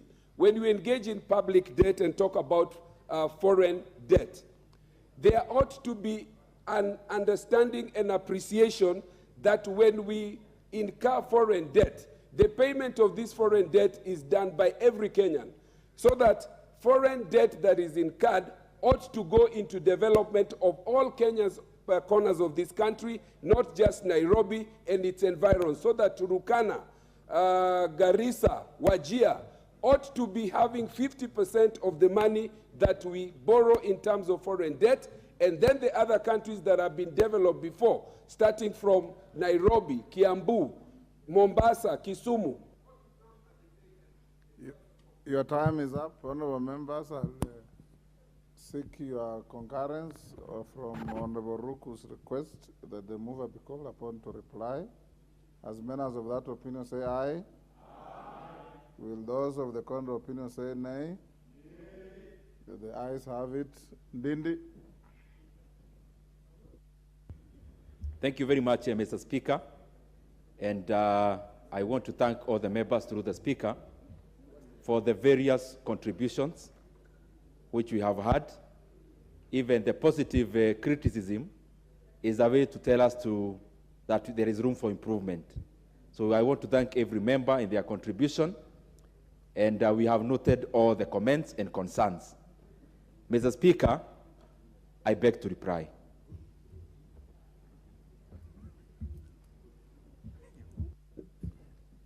Honorable members, I will now put the question.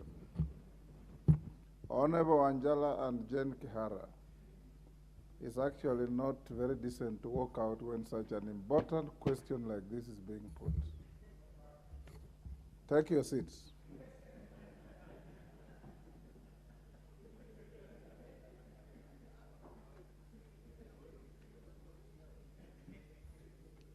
Honorable members, I now put the question, which is that this House adopts the report of the Budget and Appropriations Committee on the Budget Policy Statement, BPS, for the financial year 2023-24, and a compendium of departmental committee reports on the 2023 BPS laid on the table of the House on Wednesday, 15th March 2023, and pursuant to the provisions of Section 25(7) of the Public Finance Management Act 2012 and Standing Order 2329 and 10. A, approves the Budget Policy Statement BPS for the financial year 2023-24. B, makes the following financial resolutions with respect to the BPS. 1, approves the national government's budget ceiling for the year 2023-24 at 2,252,577,400,000, of which 1, executive, 2,189,181,400,000, of which Office of the Auditor General 7,698,700,000. 2, Parliament, Kenya shillings 40,402,000,000. Judiciary, 22,994,000,000. 2, resolves that the allocation to the county government's equitable share be approved at Kenya shillings 385,424,616,047 shillings. 3, approves the equalization fund at 7,867,000,000. 4, approves the conditional grants at 44,316,798,386 shillings as per the 4th schedule of the report, of which an allocation of 4.5 billion to the Management Equipment Services MES will be subject to the submission of the evaluation report as per the resolution of the House on non-financial matters as contained in the report, recommendation number 32. 5, orders that the 2nd schedule to the order paper forms the basis for the ceilings for the financial year 2023-24 budget estimates. And 6, resolves that the financial resolution forms the basis for the 2023-24 budget estimates. C, makes the policy resolutions contained in the 3rd schedule to the order paper non-financial recommendations relating the budget policy statement for the financial year 2023-24. Will as many of that opinion say aye? Aye. Will those of the contrary opinion say nay? The ayes have it. Manjala and Kihara, you can now proceed to where you are going.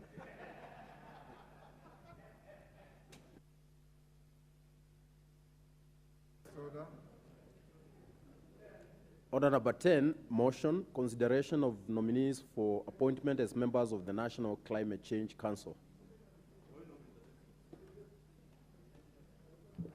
Yes, Honorable Member. Under what standing order is the order of intervention? I am raising on a point of intervention, Mr. Speaker. Yes. As a matter of concern. Yes. Mr. Speaker, this budget policy statement, among other important motions or programs that come to this House, Mr. Speaker, there has come a routine where members rise to call a mover or a mood of the House, even on an important matter that requires a proper debate. Because of members who do not come to this House. Some of us are loyal, we come to this House, we want to debate, we are cut short, Mr. Speaker, unless we respect such kind of things so that we have time to discuss this matter as a country, so that we want to build us, those of us who are new, so that we become great debaters, than cutting us short on the mood of the House, let's call the mover. This kind of things, shenanigans, Mr. Speaker, will actually limit our faculties and the programs that we think that we need to put in this House, Mr. Speaker.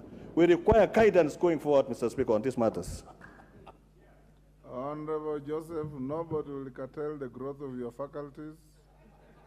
I can assure you, you will be, you know, when the chair is asked to call the mover to reply, the resolution lies with the House. That's why I put the question. And I heard you say aye for the mover to respond. So you can't, you can't have your cake and eat it.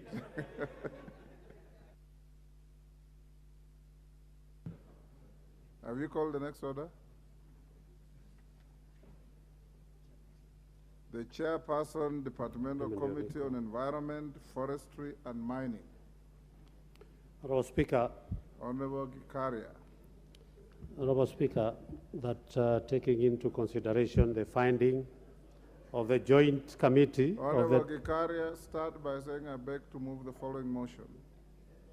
Honorable Speaker, I would like to move the following motion of consideration of nominee for appointment as members of the National Climate Change Council.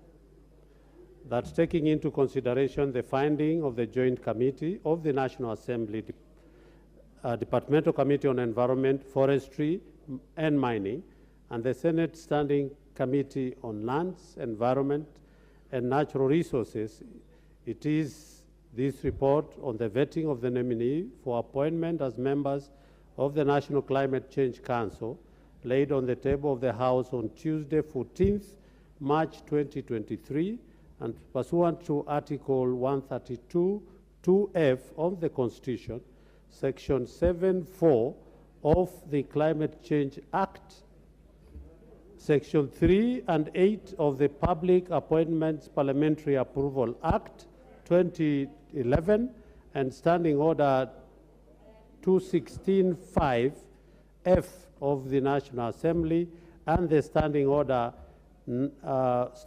number 2284(f) A approves the appointment of the following persons as members of the National Climate Change Council. 1, Emily Mwende Waita. 2, John Kioli Kalua. 3, Professor George Odera Outa. And B, rejects the appointments of Umra Omar as a member of the Climate Change Council. Honorable Speaker,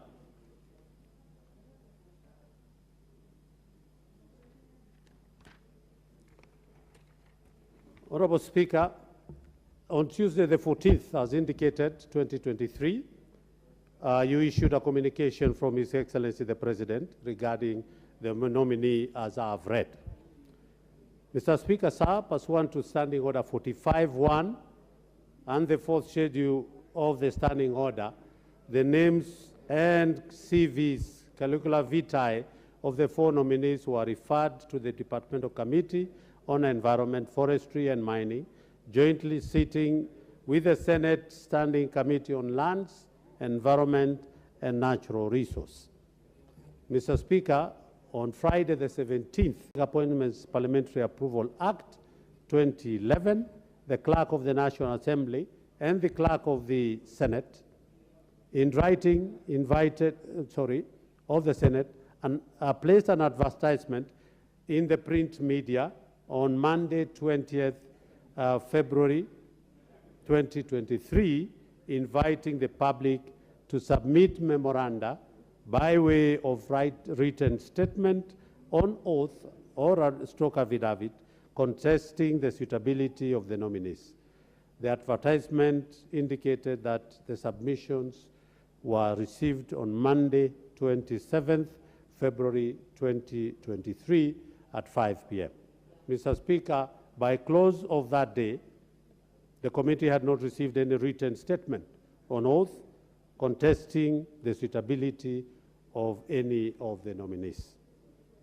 The Clerk of the National Assembly and the Clerk of the Senate wrote to the respective agencies, the EACC, KRA, DCI, HELB, and the Registrar of Political Party, requesting for reports with respect to the nominee on matter touching to integrity, tax compliance, political affiliation, and loan repayments. Mr. Speaker, sir, we received clearance report for the nominee from the Kenya Revenue Authority, the DCI, EACC, HELB, and of course, Honorable Speaker, the Registrar of Political Parties. Mr. Speaker, sir, the National Assembly Departmental Committee on Environment, Forestry and Mining, jointly sitting with the Senate Standing Committee on Lands, Environment and Natural Resources, conducted approval hearing on Tuesday, 7th March 2023. The nominees were vetted in accordance with the provisions of the Constitution, the Public Appointments Parliamentary Approval Act 2011, and the National Assembly standing orders on their suitability or otherwise for appointment as members of the National Climate Change Council. Pursuant to Section 7 of the Public Appointments Committee Approval Act 2011 and Section 7.1 of the Climate Change Act number 11 of 2016, the committee considered various issues during the approval hearing. First, the Joint Committee considered the procedure used to arrive at the nominee. The Joint Committee observed that pursuant to Section 7.2 F, G, H, and I of the Climate Change Act 2016, the President is required to nominate a person for appointment to the National Climate Change Council if that person has expertise and experience in matters of climate change, economic, finance, law, enforcement, and public administration. As a citizen, Honorable is a citizen of Kenya, fulfills the requirement of Chapter 6 of the Constitution, and has at least 10 years' experience in the relevant field. Additionally, Honorable Speaker, the Joint Committee observed that the 4 persons nominated must be representatives of a private sector, nominated by a body representing the largest number of institutions in the private sector. B, the civil society, nominated by the most representative registered National Umbrella Association of Civil Societies working on climate change. C, marginalized community within the meaning of Article 260 of the Constitution who has knowledge and experience in matters relating to indigenous knowledge. And lastly, D, the academia nominated by the Commission of University Education. Mr. Speaker, the Joint Committee, in determining the suitability of the nominee, took into consideration the provisions of leadership and integrity as outlined under Chapter 6 and of the Constitution. Further, the committee observed that the suitability of the nominee should be evaluated holistically, taking into account their academic credentials, professional training, experience, background, and personal qualities, as well as the performance of the nominee during the approval hearing, which is very key, Honorable Speaker. The National Assembly Department Committee on Environment, Forestry and Mining, jointly with the Sitting Committee on Senate, Lands, Environment and Natural Resources, having vetted the nominee, made the following general observation: that in accordance with Article 78(1) of the Constitution and Section 7.2 of the Climate Change Act 2016, the nominees are Kenya citizens. 2, that the nominees satisfy the statutory requirements on leadership and integrity, having been cleared by the Directorate of Criminal Investigation, KRA, on tax compliance, and the Higher Education Loans Board. 3, the nominees satisfy the requirement of Chapter 6 of the Constitution on leadership and integrity. 4, that the nominee have never been convicted in a court of law for criminal offenses in the past 3 years. 5, as stipulated in Article 75(1) of the Constitution, the nominee have no potential conflict of interest.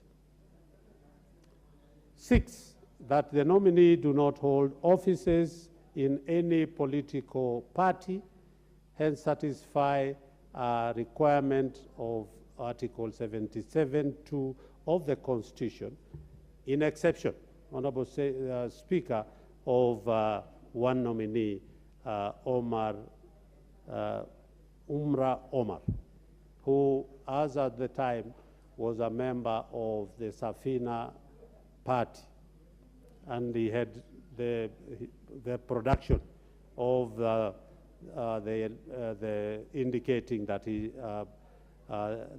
was a member of that 7, the nominee has never been dismissed from office under Article 75 of the Constitution for contravening Article 75(1), conflict of interest, 76, financial probity, 77, restriction of state officers, 78(2), dual citizenship of the Constitution, and lastly, Honorable Speaker, that the nominee were nominated in accordance with Section 7(2), F, G, H, and I of the Climate Change Act, number 11 of 2016.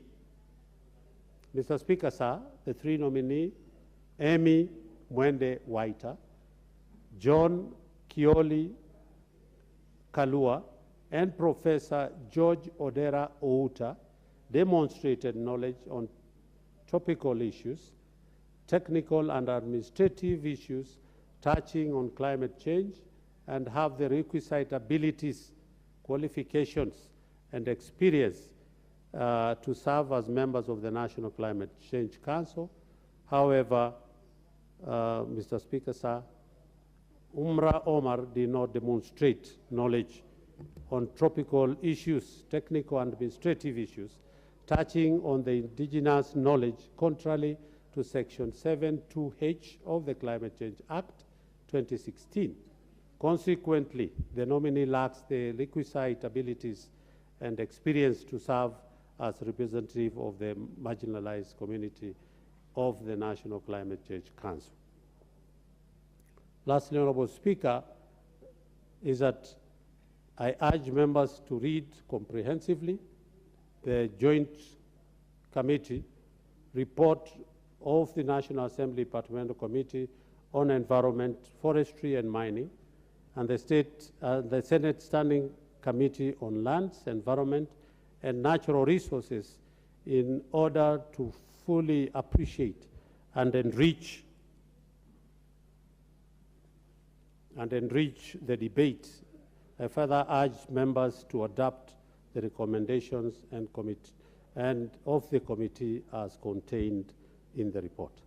Honorable Speaker, just to highlight is that it is a joint committee between us and the Senate. The Senate will be discussing the same in the plenary on this matter, Honorable Speaker. And it is true that when the four nominees did appear before us, each was given an ample time, 2 hours. We were there from 8 all the way to around 7, actually 8 in the night. And Honorable Speaker, as indicated to that fact, is that all the three nominees, that is Amy Mwende Waita, Mr. John Kioli, and Professor George Odera, did demonstrate knowledge of the climate change. And Honorable Speaker, climate change is seen as if it is not being, it is actually the world, currently, it is trending all over the world. And you can imagine, Honorable Speaker, that climate change, if it's not handled properly, the situation that this country is, the situation that the whole world is currently, is the situation that will, and it is going to get worse, Honorable Speaker, if we are not able to address and get members in the Climate Change Council who understands and can be able to bring some meaningful change. And the three actually did tell us that actually climate change occurrences are man-made. It is the human that affects the environment. It is us who are destroying our environment to a point that these days you cannot be able to predict anything about the climate. And they told us that if it is not addressed properly, Honorable Speaker, particularly the emissions by the industrialized countries and the big countries that we always talk about, then we will end up suffering, Honorable Speaker. And one of the issues that this country has excelled again very well, it is on matter of carbon credit. Honorable Speaker, we have planted so much trees. And that tree, it is the recipient of the emissions, as they also give out oxygen, Honorable Speaker. And being a recipient of the emissions by the industrialized world, then we are supposed, as a country, to be actually in Africa, we are the biggest earners, or second biggest after Congo, because of the trees and the vegetation that we have. But the government does not benefit at all, because we have two options where we have the government can be able to be the biggest earners of the carbon credit, but at the moment, Honorable Speaker, we don't earn anything because that has been taken by individuals. And of course it is acceptable. Individuals could be able to encourage communities to be able to plant more trees so that they can be able to be earners of that carbon credit. But also the government needs to play a bigger role in earning the whatever is received from the carbon credit so that it can be able to reinvest the same amounts into checking the climate and of course handling some of the environmental issues that are happening in this country. Honorable Speaker, the forests, and we were pleased because some of these nominees, when we did put across some of the questions, like for example, we did put a question about the 15 billion trees, and he said, yes, Professor Odera said very well. But at the same time, he did advise that please, as Parliament, be informed by science. Let us not just be making decisions here based on our hearts and our heads. We should allow science also to guide us in our decision making. And one of the issues that he did speak to, which was saying it's a good idea to have 15 billion trees, but do you know by planting 15 billion trees, then it means you have already covered half of your country. Again now, where will you be taking your people? That is a question that we need to ask. Secondly, he said, assuming at any one time we have attained our 15 billion trees coverage that we ambitiously want to achieve, all of a sudden, and as we are talking now, Honorable Speaker, almost half of our forest has been destroyed because of the forest fires. And these forest fires are not, they are started by the same human beings. Again, we will become the biggest emitters of the same thing that we are trying to avoid. Again, he was telling us we must, as we plant the 15 billion trees, we must put enough measures to be able to address, in case of forest fires, what is going to happen and what are you going to, so that we can be. Honorable Speaker, the President is the chair of the Climate Change Council. His deputy is his deputy chair. So you can imagine how that important is. And that is why one of the nominees did not prove to us that they could be able to go along in that direction. With those, Honorable Speaker, I beg, Honorable Speaker, with those few remarks, I beg to move and call upon Honorable my Vice Chair, Charles Cameron, to second. Charles Cameron, Honorable Charles Cameron, proceed. Thank you, Mr. Speaker. I stand to second this motion. Mr. Speaker, has been said very well, as it has been said very well by my chair, that climate change is serious and it's affecting us. What is going on in the entire republic? The panditry. Order, Honorable Lachi. Who are you consulting? Order, member. Honorable Lachi, who are you consulting loudly there? Please, you may proceed. Thank you, Chair. Thank you, Speaker.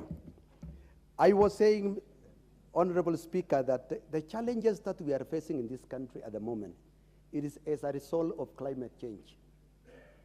And I want to thank the members of this House for what they did in the year 2016 by coming up with its Act of Climate Change Act 2016, which has established this council so that we can see how we can mitigate the challenges of climate change, because this is our future. This is our economy. It's affecting our economy. It's affecting our generation to come. So, Mr. Honorable Speaker, these committees, these council members are really very relevant, and they went through the right procedure. They went through the vetting. We followed the due process with the Joint Committee of the Senate. And the report that we are giving out is a clear and fair report that each one got opportunity to express and to answer the questions, and we saw it. So, Honorable Speaker, I stand to second. Thank you.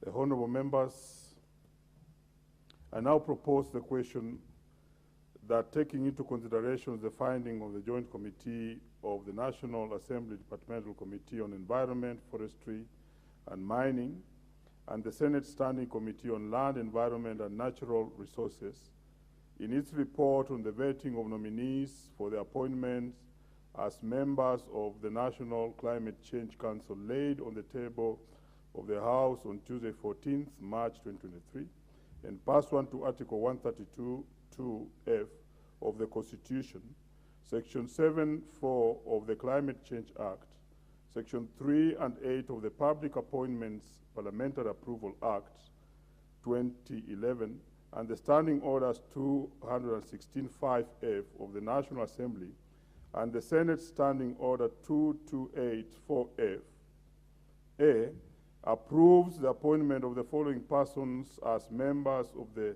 National Climate Change Council. 1, Ms. Emily Mwende Waita. 2, Mr. John Kioli Kalua. And 3, Professor George Odera Outa. B, rejects the appointment of Ms. Umra Omar as a member of the National Climate Change Council.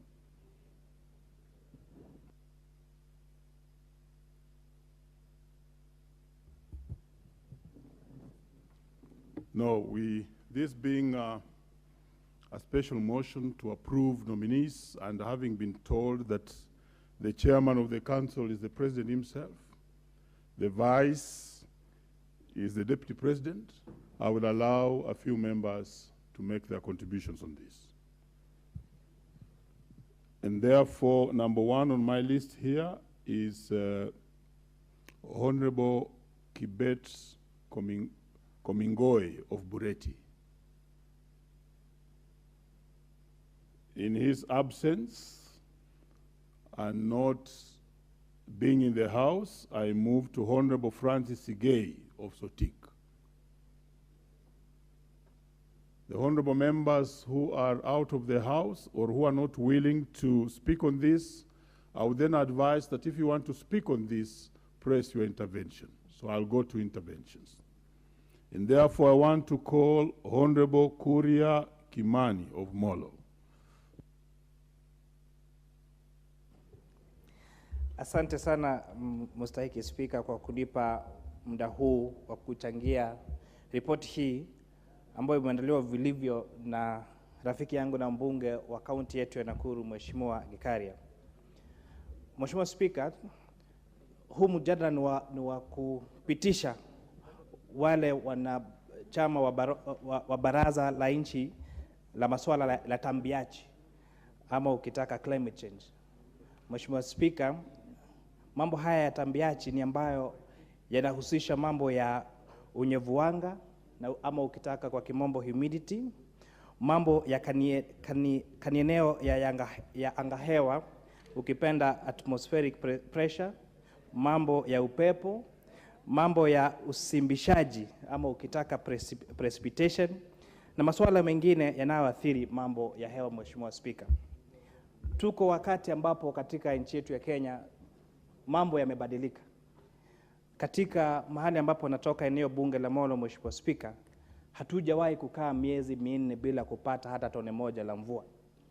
Lakini tunashukuru Mwenyezi Mungu kwamba leo asubuhi na jana usiku tumeweza kupata mvua miezi minne baada ya mara ya kwanza sisi kupata mvua.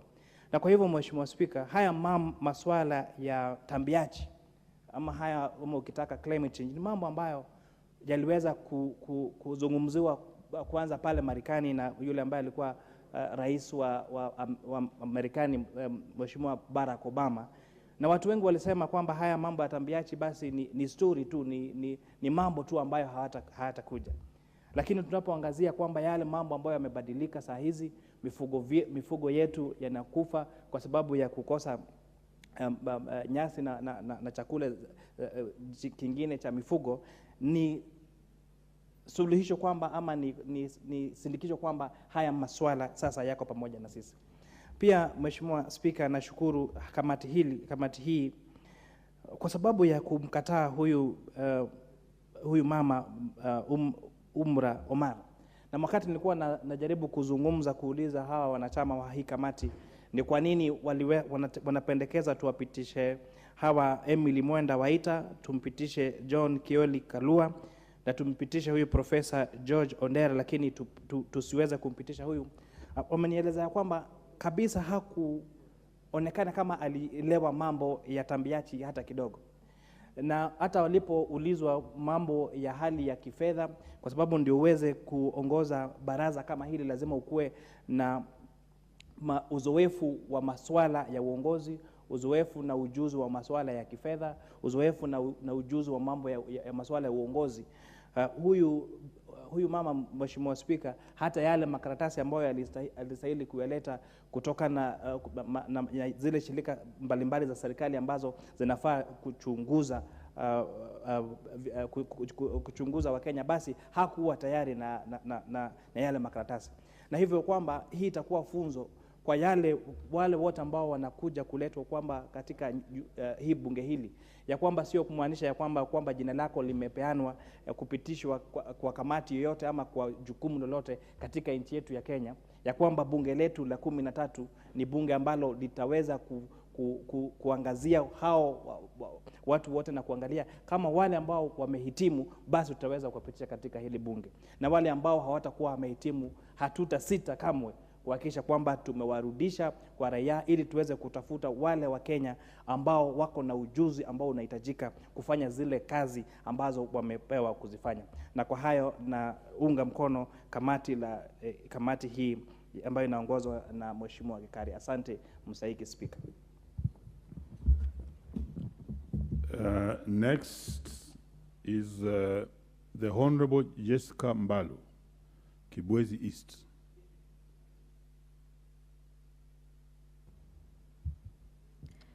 Thank you, Mr. Speaker, for the opportunity. Mr. Speaker, I rise to support the report of the Joint Committee on the National Assembly, that is the Departmental Committee on Environment, Forestry and Mining, in the Senate Standing Committee on Land, Environment and the Natural Resources. Mr. Speaker, on onset, I must say that I am a member of the National Assembly Committee on the same and a member of the Joint Committee.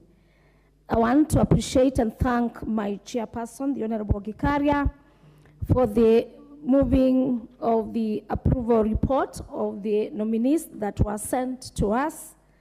Mr. Speaker, he has highlighted every procedure according to our standing order and the requirement.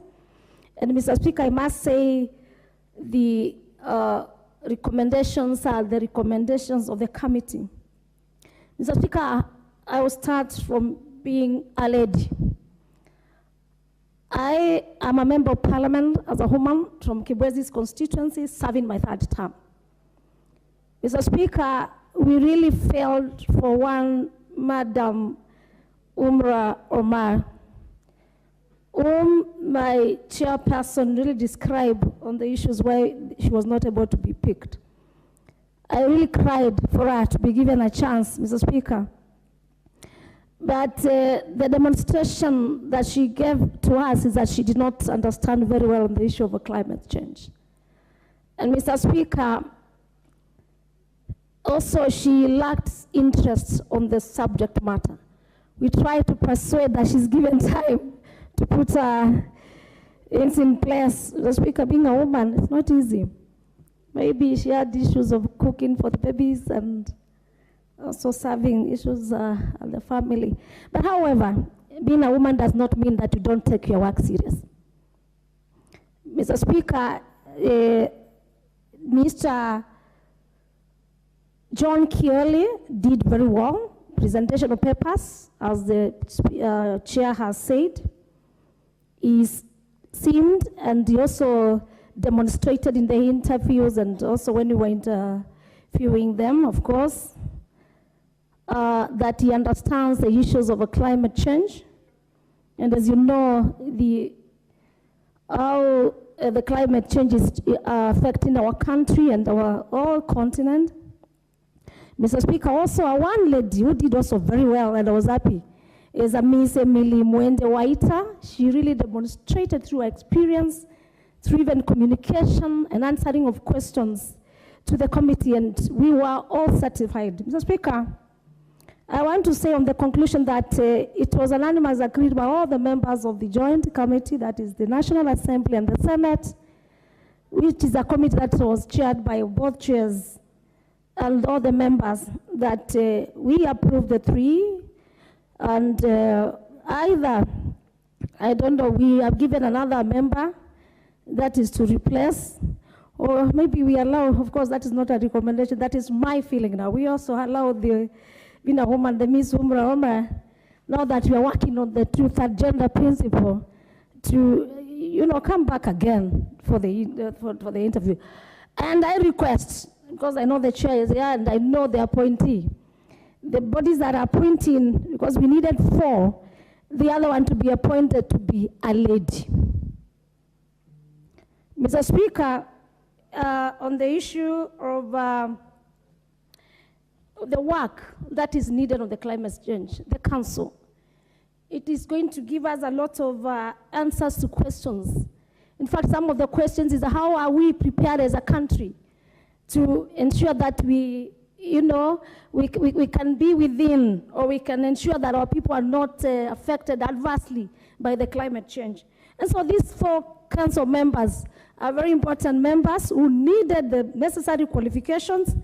And so I want to be on record, I also being a lady, it was unanimous agreed by all the members that the 3 members that have been said by, that is Emily Mwende Waita, Mr. John Kioli, and Mr. George Odera Outa be approved, and Ms. Umra Omar not approved. I feel for her. And I also had ladies in our next meetings, and when we are called, let us get our matters very serious. The Honorable Ndindi Nyoro.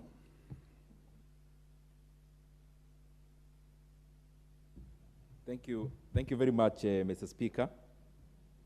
And definitely I rise to support and give my comments.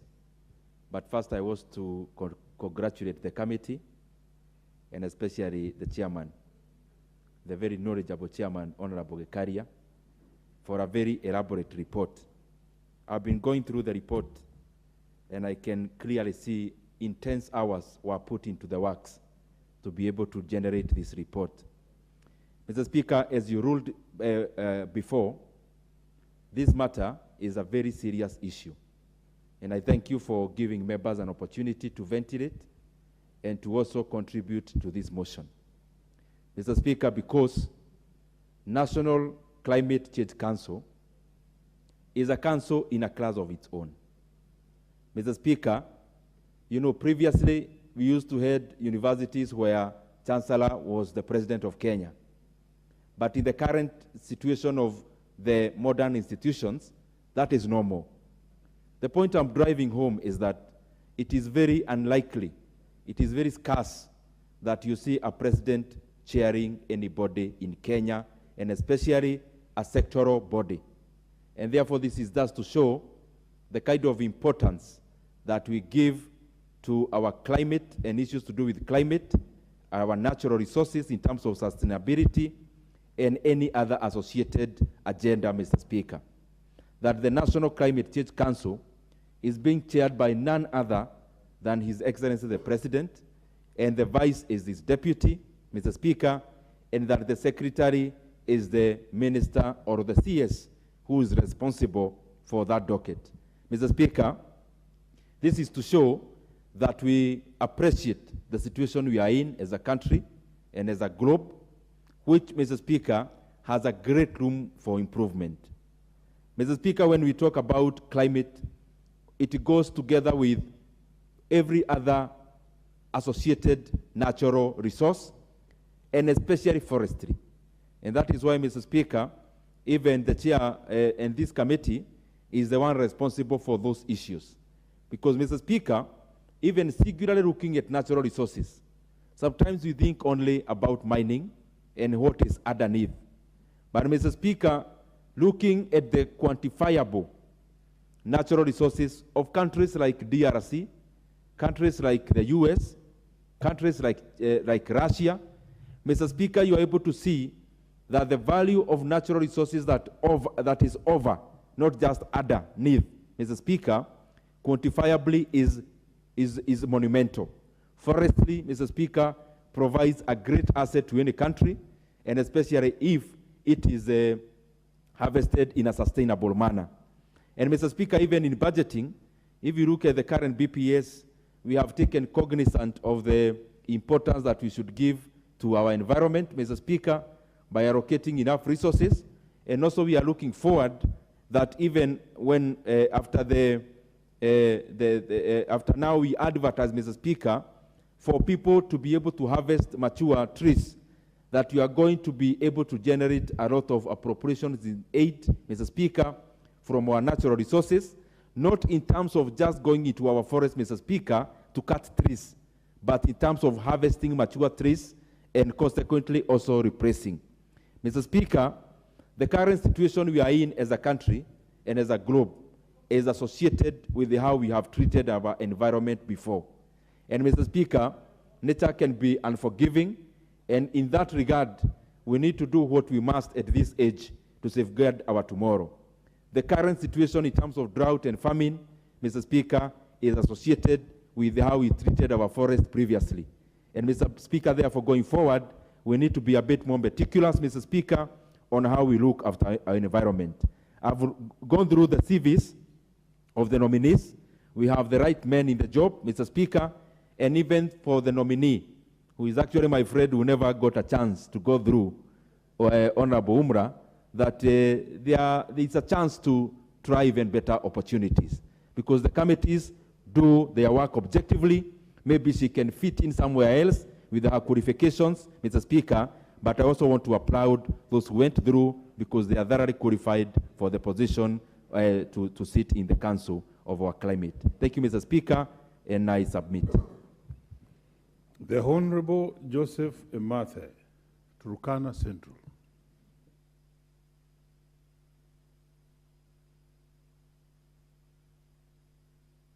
Honorable members, if you want to speak on this, you put your intervention. So I can see all of you on intervention. You may proceed, Honorable Emathe. Thank you so much, Honorable Chair, Honorable Speaker, for this opportunity as granted. I want to say with lots of gratitude that the Chair for Environment, Forestry and Mining has been able to provide us a clear picture and an elaborate report on what transpired during the vetting of the 4 nominees to the Climate Change Council. Honorable Speaker, much of importance is that today and now, the issue of climate change is very important. And it's a bigger debate that is going all around the globe, and people are discussing about the issue of climate change. Honorable Speaker, it is important to underscore the fact that our President, His Excellency, Honorable Dr. William Samoei Ruto, is the chair of the AU Climate Change Committee. And here in Kenya, he is also the chair of this Climate Change Council. And that gives us the impetus here as a country to understand that climate change is really picking a higher platform, a higher consideration. And so, when we are discussing about climate change, Honorable Speaker, it is important to note that really we are losing our biodiversity, we are losing our forests, we are not getting enough rain as it was, the seas and the lakes are rising at an alarming rate. And Honorable Chair, Honorable Speaker, it is important also to consider the fact that all over across government, the powers and the functions need to be integrated or mainstreamed for us to be able to achieve on this. Speaking to the report, Honorable Speaker, the nominee who needs to be rejected is appointed or nominated on the ground under Section 7, subsection 2H of the Climate Change Act of 2016, and is supposed to represent the marginalized communities given Article 260, Honorable Speaker. And this shall remain. And I will also recommend that we get another lady who is conversant with this indigenous knowledge that is required as per the Act, and that the name is again brought of another lady who will be able to provide us with that requirement of indigenous knowledge. Honorable Speaker, this is a council that will attract a lot of funding. It is a council that will monitor, discuss, operationalize on the Climate Change Fund. This is, again, a council that will help us alleviate conditions of climate change, and it's also a council that will help us be able to integrate, operationalize, and be able to weigh on the effects of climate change as at now. And therefore, Honorable Speaker, it is important that we take it seriously, and I want to thank those who have already been approved, and that, Honorable Speaker, I submit and I support. Thank you. The Honorable Gertrude Mbeyu, County Women Rep, Kilifi. Thank you, Mr. Speaker. I stand to support this report by the Environment Committee, Forest and Mining. As a Speaker, I'm a member of this committee in the National Assembly. I agree and really congratulate my chair of the Environment Committee. Mr. Speaker, with all the time they used, Mr. Speaker, I want it understood that the members of the National Assembly, and so are the Senate, and the committees are not members to rubber stamp.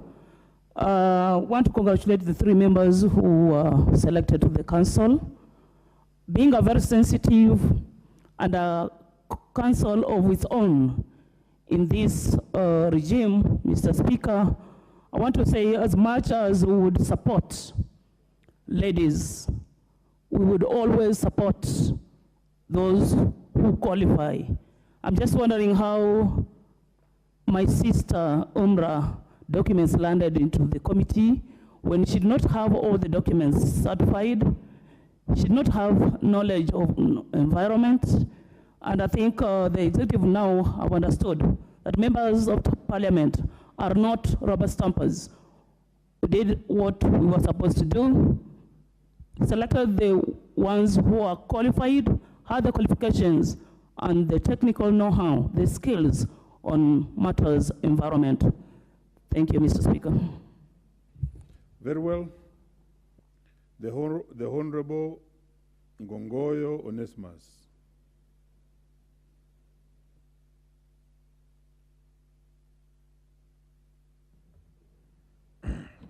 Thank you, Mr. Speaker. I rise, Mr. Speaker, also as a member of this committee. And I begin by thanking the able chair, together with the team, that we went ahead to do the vetting of these particular individuals. And chair, from the onset, I must say that, like one member mentioned, the Climate Council is equivalent to the Security Council. They will make decisions